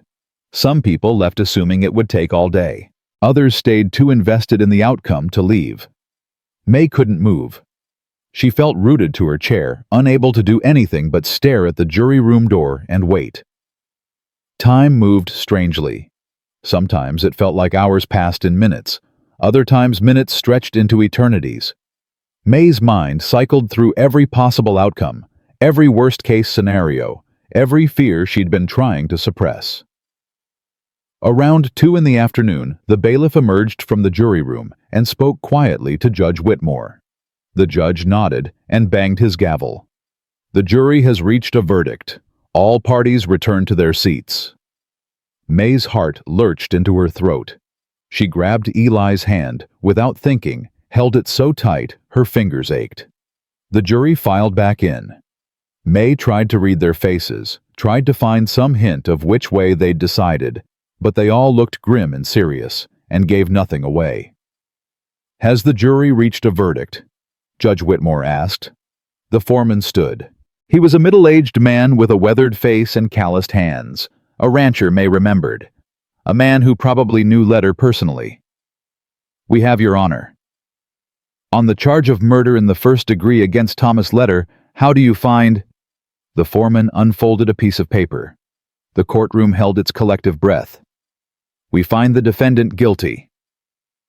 The courtroom exploded. People gasped, shouted, jumped to their feet. Letter's face went white with shock and rage. May felt her knees buckle, and if Eli hadn't been holding her up, she would have collapsed. Judge Whitmore banged his gavel repeatedly. "Order, order in this court." It took several minutes for the room to settle down. When it finally did, the foreman continued reading verdicts. Guilty on all counts for all 6 defendants. Murder, arson, conspiracy. Every charge the prosecution had brought. May couldn't believe what she was hearing. She'd been so certain they would lose, so sure that Blackwood's reasonable doubt would carry the day. But somehow, impossibly, 12 men had believed her, had chosen her truth over Letter's lies. "The defendants will remain in custody pending sentencing," Judge Whitmore announced. "This court is adjourned." The gavel came down one final time. People swarmed May, immediately strangers congratulating her reporters, shouting questions, townspeople who'd doubted her now wanting to shake her hand. It was overwhelming, suffocating. She couldn't process any of it. Eli steered her through the crowd and out of the courthouse. They made it halfway down the street before May's legs finally gave out completely. She sat down hard on the wooden walkway, her whole body shaking. "I can't believe it," she whispered. "I can't believe they believed me." Eli sat beside her. "I can. You told the truth. Sometimes that's enough." But Blackwood was so convincing. "He made me sound crazy. He made you sound human, scared and traumatized and uncertain at times, sure, but also honest. The jury saw that." May looked up at him, tears streaming down her face. "My father got justice. After 6 months of silence, after everything they did to keep me quiet, my father finally got justice. He did. Because of you. Because you were brave enough to speak up even when it was terrifying." They sat there together on the walkway while the town buzzed with news of the verdict. People walked past, some staring, some nodding respectfully, some pretending not to notice. May didn't care. For the first time in 6 months, she felt something like peace. That evening, Silas Crane bought them dinner at the hotel restaurant. He was in high spirits, obviously pleased with the outcome. "That was a hell of a victory," he said, raising his glass. "To justice." "To justice," Eli echoed. May sipped her water, but didn't say anything. She felt numb, disconnected, like she was watching everything happen to someone else. "Sentencing is in 3 days, Crane continued. "Judge Whitmore will likely give them the maximum life in prison or hanging. Given the brutality of the crime, I'd bet on hanging." May set down her glass. "They're going to hang them. Almost certainly. Murder by burning is considered particularly heinous. The judge won't show mercy." "Good," Eli said. "They don't deserve mercy." But May felt strange about it. She'd wanted justice for her father, wanted the men who killed him to face consequences. But somehow she hadn't fully processed that those consequences would mean death. 6 men would hang because of her testimony. "Are you all right?" Crane asked, noticing her expression. "I don't know," May admitted. "I wanted them to pay for what they did. But now that it's happening, I feel conflicted," Eli suggested gently. "Maybe. Is that wrong? Should I feel happy they're going to die?" "There's no should," Eli said. "You feel what you feel. That's human." Crane leaned forward. "Miss Murphy, those men chose their fate when they chose to commit murder. You didn't sentence them. The jury did. The law did. You just told the truth. What happens to them now isn't on your conscience." May wanted to believe that, but she knew that for the rest of her life, she'd remember this moment. She'd remember being the reason 6 men were sentenced to death, regardless of whether they deserved it. They finished dinner in relative quiet. Crane excused himself to prepare paperwork for the sentencing hearing. Eli walked May back to her room. "You're thinking too much," he said at her door. "How can you tell? You get this look, like you're having an entire conversation with yourself inside your head." May managed a weak smile. "I just keep thinking about what happens next. The trial's over. Justice was served. So what now? Now you go back to living. You figure out what May Murphy wants out of life, and you go get it." "What if I don't know what I want?" Then you take your time figuring it out. No rush. You've got the rest of your life ahead of you. May looked at him. Really looked at him. This man who'd bought her freedom with his last savings. Who'd given her a place to heal. Who'd stood beside her through everything without asking for anything in return. What do you want, Eli? What does Eli Graves want out of life? He was quiet for a long moment. I want to finish rebuilding that barn. I want to raise good horses. I want to wake up without hearing screams from the war. He paused. And I want to know that buying your freedom was worth it. That you go on to have a life worth living. It was worth it, May said softly. Whatever happens from here, it was worth it. They said goodnight, and May went to bed feeling cautiously hopeful for the first time in months. The trial was over. The verdict was just. Tomorrow they'd go back to the ranch and back to the life they'd been building. But the universe had other plans. May woke in the middle of the night to the sound of breaking glass. She sat bolt upright in bed, heart racing, trying to figure out if she'd dreamed it or if it was real. Then she smelled smoke. Her door burst open. Eli stood there, rifle in hand, his face grim. Get up. We need to go. Now. What's happening? The hotel's on fire. Someone set it deliberately. We need to get out. May grabbed her coat and boots and followed Eli into the hallway. Smoke was already thick, pouring up from the floor below. Other guests were emerging from their rooms, panicking, shouting. This way, Eli said, heading for the back stairs. They made it down one flight before they heard voices below. Angry voices. Men's voices. Where is she? Find the Murphy girl. Letter wants her dead before he hangs. May's blood went cold. Letter's men. Even locked up, even facing execution, he'd somehow arranged for revenge. Eli grabbed her arm and pulled her back up the stairs. Other way. Now. They ran back up, smoke getting thicker with every step. The front stairs were blocked by flames. The back stairs were blocked by men hunting for May. They were trapped. Eli kicked open a door to one of the guest rooms. The window faced the alley. He looked out, calculating. It's a 10-foot drop to the roof below. Can you make it? Do I have a choice? Not really. He helped her through the window. She hung from the sill for a moment, then dropped. Her ankles screamed when she hit the lower roof, but nothing broke. Eli dropped beside her a moment later, somehow landing smoothly despite the rifle. Keep moving, he said. They ran across the roof, jumped to the next building, and then climbed down a wooden ladder someone had left propped against the wall. By the time they hit the ground, the hotel was fully engulfed. People were running everywhere, trying to form bucket lines, shouting for help. There! A voice rang out behind them. That's them. May turned and saw 3 men pointing at them from across the street. Not Letter's men from the ranch, different men. Hired guns probably. Men who'd do anything for money. Run, Eli said. They ran through the back alleys of Silver Ridge, the men giving chase. Eli fired twice over his shoulder, slowing them down, but not stopping them. They ducked between buildings' vaulted fences, anything to put distance between them and their pursuers. But May was exhausted. The trial, the sleepless nights, the constant fear, it was all catching up to her. She stumbled, nearly fell. Eli caught her. I can't, she gasped. I can't keep running. Yes, you can, just a little further. But they'd run out of further. The alley dead-ended at a tall fence. Behind them, footsteps were getting closer. Eli turned to face them, rifle raised. Get behind me. Eli, there are 3 of them. I know. Stay behind me anyway. The 3 men appeared at the mouth of the alley, guns drawn. The leader was a scarred man with cold eyes and a smile that promised violence.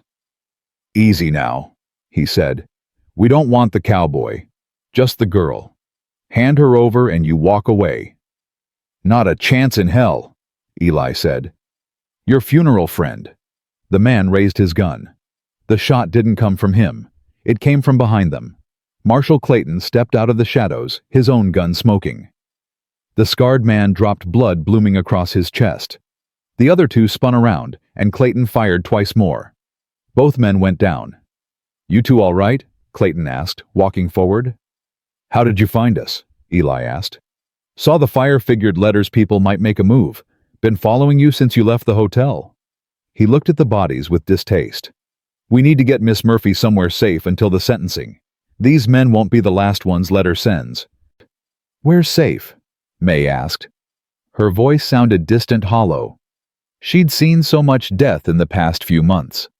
Sometimes it felt like death was all there was. "Federal Marshal's office has a secure room. You'll stay there until Letter hangs. After that, you should be clear." "Should be," May repeated. "That's not exactly reassuring." "It's the best I can offer."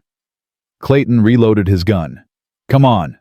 Let's get moving before someone else shows up." They followed Clayton through the burning town to a small stone building near the courthouse. He unlocked a heavy door and led them to a windowless room with 2 cots and a lantern. "It's not comfortable, but it's secure. Walls are 3 feet thick. Doors solid iron. Nobody's getting in here without coming through me first." He looked at May. "You'll be safe here." "Until when?" May asked. "Until the hanging." "And then what? What if Letter has more men we don't know about? What if someone else decides to avenge him? Do I spend the rest of my life looking over my shoulder?" Clayton didn't have an answer for that. Eli spoke instead. "We'll figure it out. One day at a time, remember." May nodded, but she didn't believe it. Justice had been served in the courtroom, but vengeance was being served in the streets. And she was starting to understand that maybe they weren't the same thing at all. The 3 days until sentencing were the longest of May's life. She and Eli stayed in that windowless room, listening to muffled sounds from outside, waiting for news, waiting for the next attack that might come at any moment. Clayton brought them meals and updates. The fire had destroyed the hotel and 2 other buildings before they got it under control. 7 people had died. The men who'd chased May and Eli were identified as mercenaries from Colorado, almost certainly hired by Letter through intermediaries. "He's locked up tight," Clayton assured them. "No visitors, no messages in or out. But somehow he still got word to someone on the outside." "He's got money," Eli said. "Money buys loyalty even from behind bars." "Not for much longer," Clayton said. Judge Whitmore moved the sentencing up. "Tomorrow morning all 6 of them hang."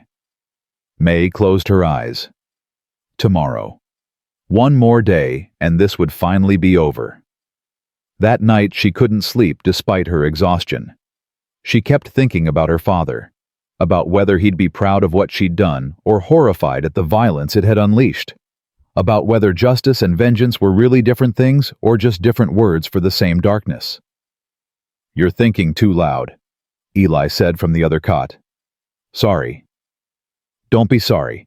Just tell me what's going on in that head of yours." May was quiet for a moment. "Do you think my father would be happy about tomorrow, about the hanging? Your father was a preacher. What do you think he'd say? He'd say forgiveness is divine. He'd say vengeance belongs to God, not man.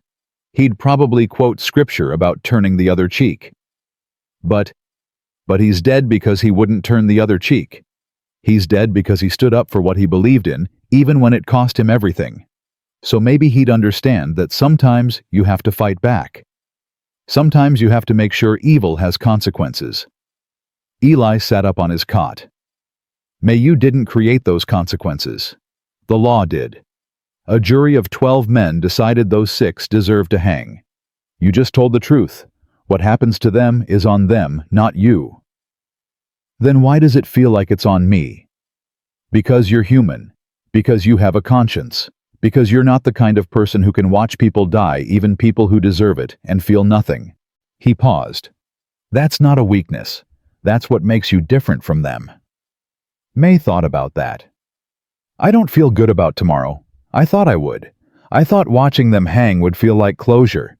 But it just feels like more death." "Then don't watch. You don't owe them your presence." "I owe my father." Your father already got what he needed, the truth spoken in open court. His killers convicted and sentenced. He doesn't need you to watch them die.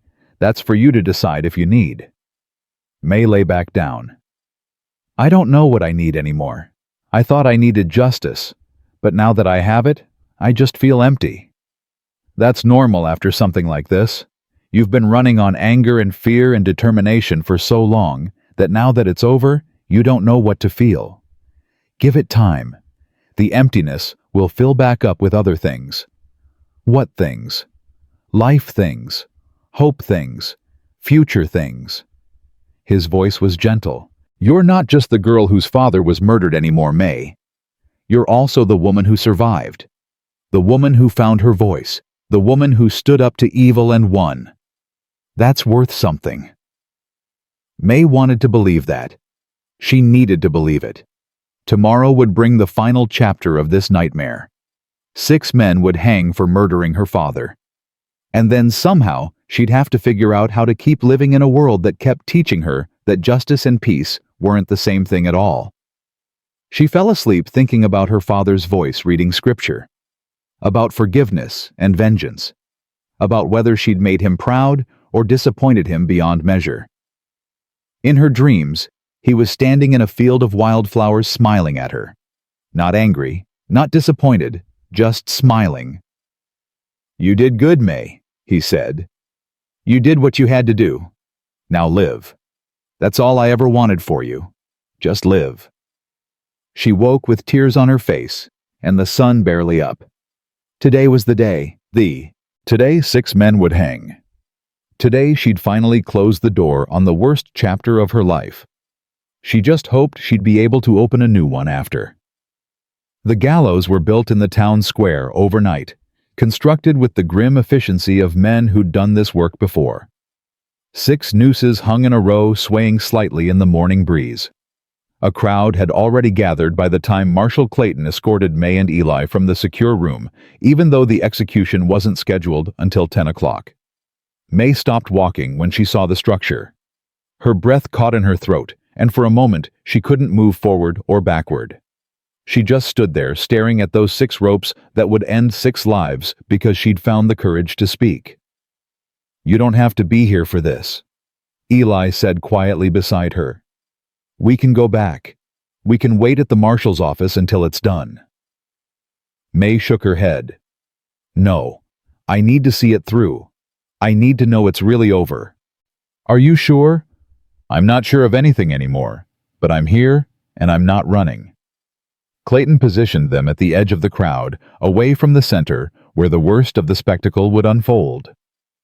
Some people treated hangings like festivals, bringing their children packing lunches, laughing and joking, like they were attending a horse race instead of an execution. May found it disturbing how easily people could celebrate death, even when that death was justified. 10 minutes, Clayton said, checking his pocket watch. Judge Whitmore will read the sentences, give them a chance to make final statements, and then it'll be done. How long does it take? May asked. After they drop. Depends. If the hangman knows what he's doing, the neck breaks clean and it's over in seconds. If not, Clayton trailed off. Let's hope he knows what he's doing. May felt sick. She'd wanted justice, wanted these men to pay for what they'd done, but standing here waiting for them to die felt different than she'd imagined. It felt heavy and final, and somehow wrong, even though it was right. The courthouse doors opened. Judge Whitmore emerged first, followed by a minister May didn't recognize, and then the 6 condemned men in chains. They'd been allowed to clean up for their execution, shaved, dressed in fresh clothes, looking almost respectable, except for the haunted expressions on some of their faces. Leder walked at the front of the line. Unlike his men who looked terrified or resigned or broken, Leder looked angry. His jaw was set, his eyes scanning the crowd until they found May. When their gazes met, he smiled. That same terrible smile he'd worn when he threatened her 6 months ago. May didn't look away. Not this time. She stared right back at him, refusing to give him the satisfaction of her fear. They led the men up onto the gallows platform. The hangman positioned each one beneath a noose, placed the ropes around their necks, adjusted the knots. The crowd pressed forward, eager for a better view.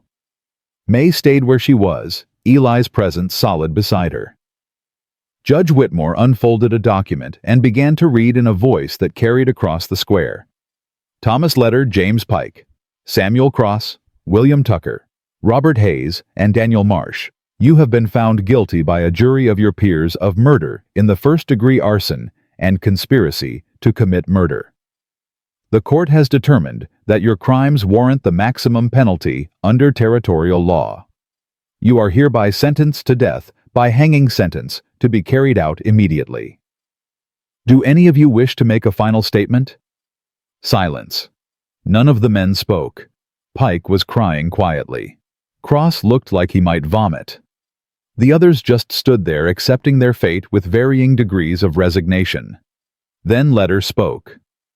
I've got something to say. Proceed, Judge Whitmore said.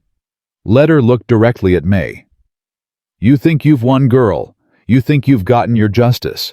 But you've just painted a target on your back that'll never wash off. I've got friends, family, associates, people who owe me favors, and every single one of them knows what you did. So enjoy your victory while it lasts, because it won't last long.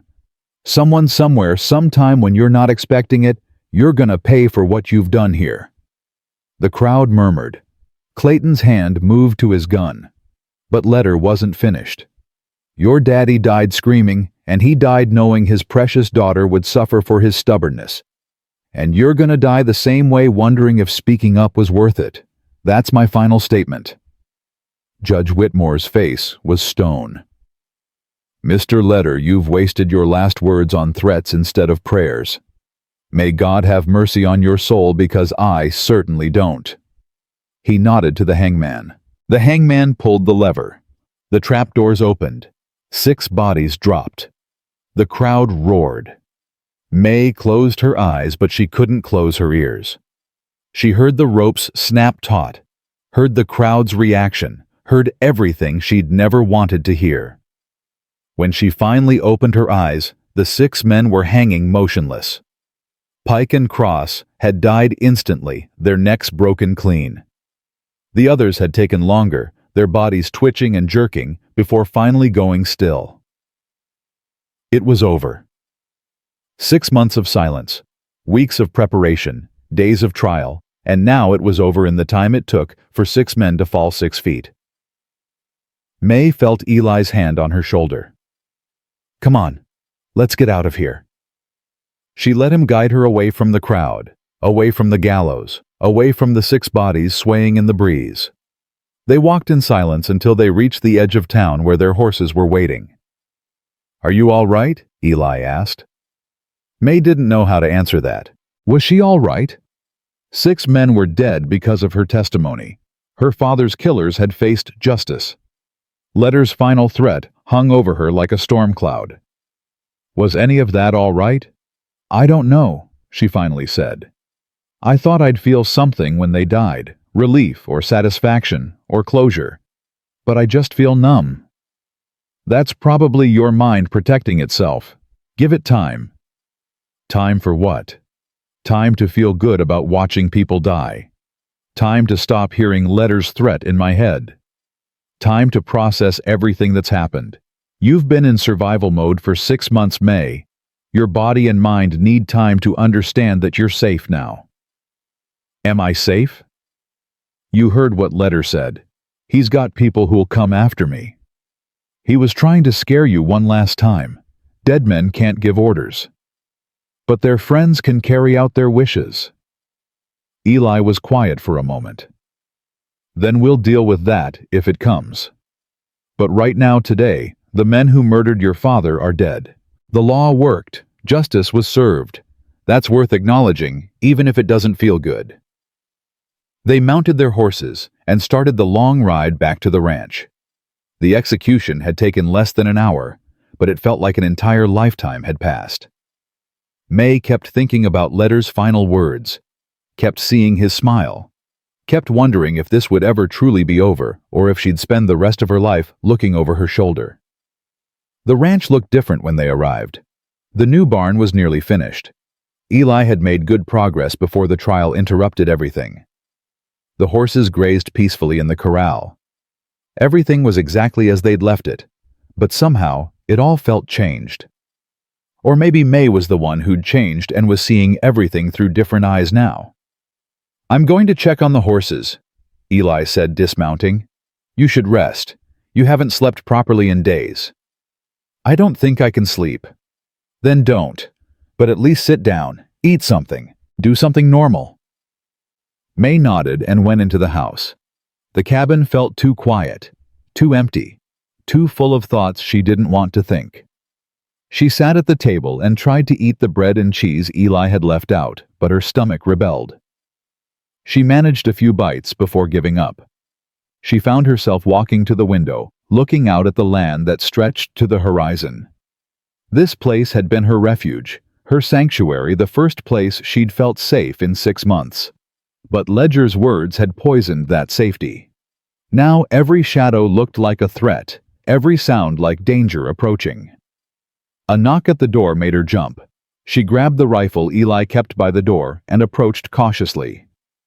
"It's me," Eli called from outside. She opened the door feeling foolish. "Sorry, I'm jumpy." "You've earned the right to be jumpy." He came inside carrying a bucket of water from the well. "I've been thinking about what Letter said." "So have I. I can't stop thinking about it. We need to be practical about this. Letter probably was telling the truth about having people who might come after you. So we need to prepare for that possibility." May set down the rifle. "How do you prepare for someone who might show up anytime, anywhere?" "You learn to defend yourself. You stay alert. You make sure you're never alone in vulnerable situations. And you trust that most people, even people loyal to Letter, won't risk hanging themselves to avenge a dead man. Most people. What about the ones who will? We deal with them if they come. But May, you can't live your whole life in fear of what might happen. That's just another kind of prison. I know, but I don't know how to stop being afraid. I thought justice would make me feel safe, but it just made me more aware of how unsafe the world really is." Eli pulled out a chair and sat down. "After the war, I was afraid all the time. Afraid of loud noises, afraid of crowds, afraid of my own memories. It took years before I could sleep through the night without waking up reaching for a gun that wasn't there. So, I understand what you're feeling. I do. How did you get past it?" "Honestly, I'm not sure I have. I just learned to live with it. The fear gets quieter over time, but it never completely goes away. You just get better at not letting it control you." May sat down across from him. "That's not very encouraging." "It's the truth, and I think you'd rather have truth than false comfort right now." He was right about that. May had spent 6 months living a lie, pretending to be mute to stay safe. She was done with pretending, done with false comfort, done with anything that wasn't real and honest and true. "So what do I do?" she asked. "How do I move forward from here?" "You keep living. You help me finish the barn. You work with the horses. You figure out what you want your life to look like, and you build it one day at a time. What if I don't know what I want? Then you take time to figure it out. You're 20 years old, May. You've got your whole life ahead of you. There's no rush to have all the answers." May thought about that. 20 years old. Sometimes she felt ancient, like she'd lived a dozen lifetimes in the past 6 months. Other times, she felt like a child who had no idea how the world worked or how to navigate it safely. "Can I ask you something?" she said. "Anything. Why did you really buy me that day the truth, not the noble reason you gave before?" Eli was quiet for a long moment. When he spoke, his voice was softer than usual. "I told you I saw myself in you. That was true. But there's more to it than that. After the war, I came back here and I isolated myself. Told myself I was fine alone, that I didn't need anyone, that keeping my distance from people was safer for everyone. And then I saw you on that auction block. And I saw what isolation had done to you. I saw what happens when you let fear and trauma cut you off from the world." He looked at her directly. "Buying your freedom wasn't just about saving you. It was about proving to myself that connection still mattered, that helping someone else could help me too, that maybe I wasn't as broken as I thought I was." "And did it help you, I mean?" "Yeah, it did. Watching you find your voice again, watching you rebuild yourself piece by piece, it reminded me that healing is possible, that you don't have to stay trapped in your worst moment forever." May felt tears building behind her eyes. "Thank you. For everything. For seeing me as a person when everyone else saw me as property or a problem. For giving me space to heal without pressure. For standing beside me through the trial, even when it was dangerous." "You don't need to thank me." "I do, though. Because without you, I'd either be dead or still trapped in that silence. You gave me a second chance at life." "Then make it count," Eli said. "Don't waste it being afraid. Live it fully, whatever that looks like for you." They sat together in comfortable silence for a while. Outside, the sun was starting to set, painting the sky in shades of orange and purple. It reminded May of the sunset 6 months ago, the night her father died. But this sunset felt different. It felt like an ending and a beginning at the same time. Over the next few weeks, May threw herself into work on the ranch. She helped Eli finish the barn, learning carpentry skills she never knew she'd need. She worked with the horses, discovering she had a natural gift for training the difficult ones. She learned to shoot, to ride better, to defend herself in ways that made her feel less vulnerable. Some nights, she still had nightmares about her father's death, or about Letter's men coming for her. But those nights came less frequently as time passed. And when they did come, she'd wake up and remember that she was safe, that Eli was nearby, that the worst was behind her. One morning, about a month after the execution, May woke before dawn and couldn't fall back asleep. She got dressed and walked outside, finding Eli already up and working with a young colt in the corral. "You're up early," he said when he noticed her. "Couldn't sleep. Thought I'd come see what you're doing." "Teaching this one to trust. His previous owner beat him, so he's scared of people, but he's starting to come around." May watched as Eli worked with the horse, patient and gentle, never forcing, always waiting for the animal to make the choice to trust.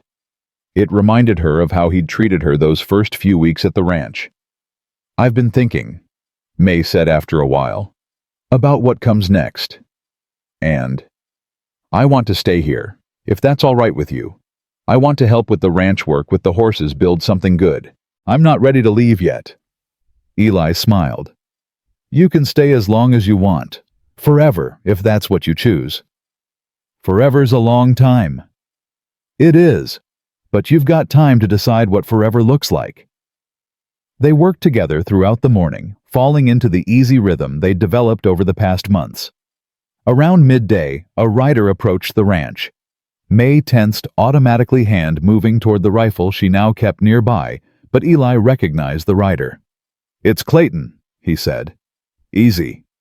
The marshal dismounted and walked over, his expression serious but not alarmed. "Miss Murphy, Mr. Graves. Just wanted to check in, see how you're both doing."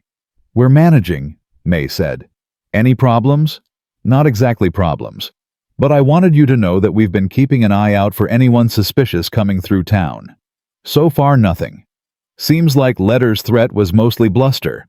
His remaining associates are more interested in protecting themselves than avenging him." May felt some of the tension leave her shoulders. "That's good news?" "It is, but I'd still recommend staying vigilant. Keep that rifle close. Don't travel alone if you can help it, and let me know if anything feels off. Just because it's quiet now doesn't mean it'll stay that way." "We'll be careful," Eli assured him. Clayton tipped his hat. "I'll leave you to it then. Miss Murphy, I just want to say what you did took real courage. Not many people would have faced down what you faced. Your father would be proud." After he left, May stood in the yard for a long time thinking about those words. Would her father be proud? She'd never know for certain. But she liked to think he would be. She liked to think he'd understand that sometimes forgiveness wasn't possible, that sometimes justice required hard choices and harder consequences. The seasons changed. Summer gave way to fall and fall to winter. The ranch thrived under their combined care. May discovered she had a talent not just for training horses, but for breeding them, selecting qualities that would produce strong, gentle animals. Eli taught her everything he knew about ranching, and she soaked it up like parched earth absorbing rain. They settled into a partnership that felt natural and right. They weren't just employer and employee, weren't quite family, weren't anything that had a simple name. They were two survivors who'd found each other and built something good from the ashes of their separate tragedies. One evening in early spring, almost a year after Eli had bought May's freedom, they sat on the porch watching the sunset. The new barn stood strong and solid, housing a dozen horses. The ranch was profitable now, successful even. They'd hired 2 ranch hands to help with the work, good men who treated May with respect and never asked questions about her past. "Do you ever think about leaving?" Eli asked out of nowhere. May looked at him surprised. "Why are you trying to get rid of me?" "No, hell no. I just want to make sure you're staying because you want to, not because you feel obligated." "I'm staying because I want to," May said firmly. "This place is home now, your family now. I have no interest in leaving." Eli nodded, looking relieved. "Good, because I've gotten used to having you around. Ranch wouldn't feel right without you." They sat in comfortable silence for a while. Then May spoke again. "I've been thinking about starting something new. A project of sorts." "What kind of project?" "There are other people like I was. People trapped, voiceless, afraid. I want to help them. Maybe set up a fund or a network to help people escape bad situations. Give them the same chance you gave me." Eli smiled. "Your father would definitely be proud of that." "You think?" "I know. He was a preacher who believed everyone deserved dignity. You're carrying on his work just in a different way." May thought about that. Maybe she was carrying on her father's work. Maybe the best way to honor his memory wasn't through revenge or justice, but through helping others the way she'd been helped. "Will you help me?" she asked. "With this project?" "Of course. Whatever you need." They shook hands on it, sealing the agreement. It felt right, felt like closing one chapter and opening another. The past year had been about survival and justice. Maybe the next year could be about something more, about building, creating, giving back. That night, May slept without nightmares for the first time in a year. She dreamed of her father standing in a field of flowers, smiling at her. In the dream, he spoke. "You found your voice, May. Now use it to speak for those who can't speak for themselves. That's the truest justice." She woke with tears on her face but peace in her heart. The work of building the network took time and effort, but May threw herself into it with the same determination she'd brought to the trial. She traveled to nearby towns, connected with churches and charitable organizations, set up safe houses where people escaping slavery or abuse could find temporary refuge. Eli supported her completely, providing funding when needed, riding along for protection when she traveled, helping her build something meaningful from the pain she'd experienced. One afternoon, about 6 months into the project, a young woman arrived at the ranch looking scared and desperate. She was barely 18, covered in bruises, unable or unwilling to speak about where she'd come from. May sat with her on the porch, offered her food and water in safety. Didn't press her to talk, didn't demand explanations, just offered the same patient presence Eli had offered May a year and a half ago. After an hour of silence, the girl finally spoke.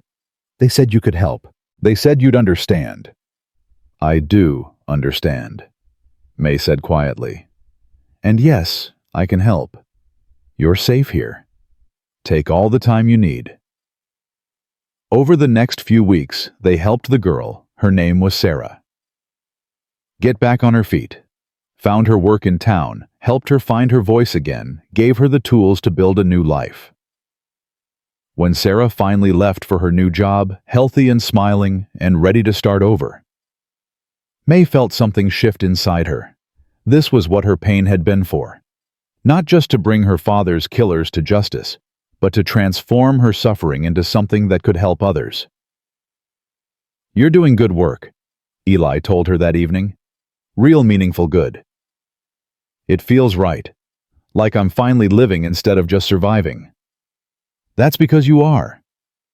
2 years after Eli bought May's freedom, the ranch had become more than just a working ranch.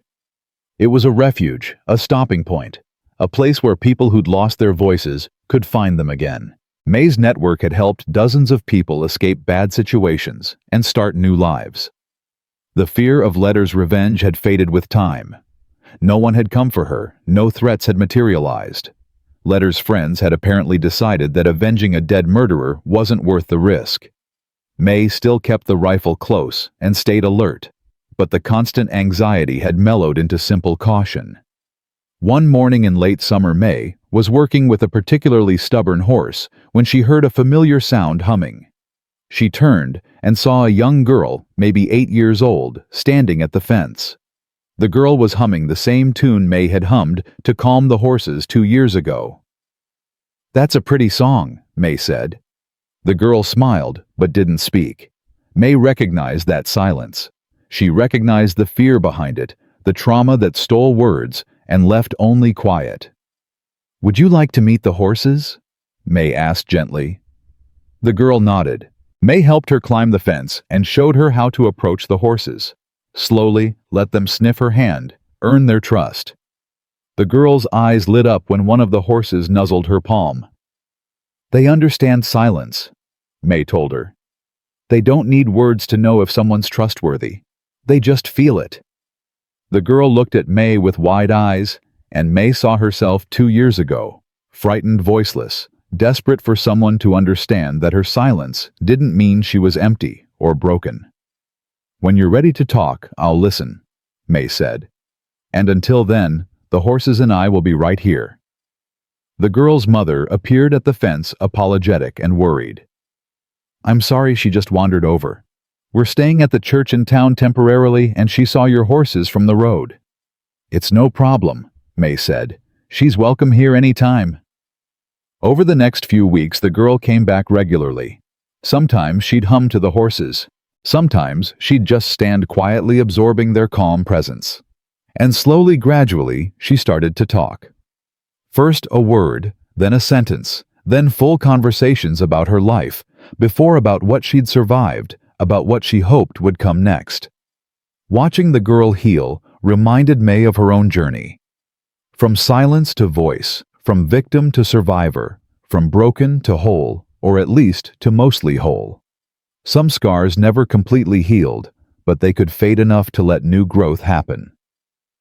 3 years after the trial, on the anniversary of her father's death, May visited his grave for the first time since the execution. She'd avoided it before, too afraid of what emotions it might stir up. But now, she felt ready. Eli rode with her to the small cemetery where her father was buried. Someone had placed a simple marker: Jonathan Murphy, beloved father and preacher, died for his principles. May knelt beside the grave and finally said the words she'd been holding for 3 years. "I'm sorry I couldn't save you, Daddy. I'm sorry I stayed silent for so long. I'm sorry for everything I couldn't do and didn't do and should have done." The wind rustled through the grass, carrying the scent of wildflowers. "But I found my voice again, and I'm using it to help people the way you used to help people. I'm building something good from what you taught me. I hope that's enough. I hope you'd be proud." She stood, brushed the dirt from her dress, and turned to Eli. "I'm ready to go home now." "Home," Eli repeated and smiled. "I like the sound of that." They rode back to the ranch together, as the sun set behind them, painting the sky in brilliant colors. The horses were waiting in the corral. The barn stood strong, the house lights glowed warm and welcoming. May looked at it all and realized something important: she was happy. Not perfectly happy, not free from all pain or fear or memory, but genuinely, honestly happy in a way she'd never expected to feel again. The cowboy had bought a silent girl at an auction 3 years ago, and in doing so, he'd saved her life. But she'd saved his too in ways neither of them had fully understood at the time. They'd both been broken, both been silent in their own ways, both been lost. And somehow together, they'd found their way home. May dismounted and stood in the yard, breathing in the evening air. Somewhere in the distance, a horse whinnied. A door creaked open as one of the ranch hands came out to help with the evening chores. Life continued ordinary and extraordinary all at once. "Thank you," May said to Eli one more time. "For what?" "For believing my silence had a voice worth waiting for." Eli tipped his hat. "And thank you for proving me right." They walked toward the barn together, two people who'd found each other in the darkness and built something luminous from the ashes of their pain. The past would always be part of them. The war for Eli, the murder for May, but it didn't define them anymore. They'd found something better than justice or revenge or even peace. They'd found purpose. And in the end, May realized that was the answer to the question she'd been asking since the day Eli bought her freedom. What happens after you survive? You live. You help others survive. You transform your pain into something that lights the way for people still trapped in darkness. You find your voice, and then you use it to speak for those who can't yet speak for themselves. That was justice. That was healing. That was the truest form of freedom. And standing in the ranch yard as the stars began to appear overhead, May Murphy finally understood what her father had tried to teach her all those years ago. The truth doesn't just set you free, it gives you the power to free others. She was no longer the silent girl from the auction block. She was May Murphy, survivor advocate voice for the voiceless, and her story was just beginning.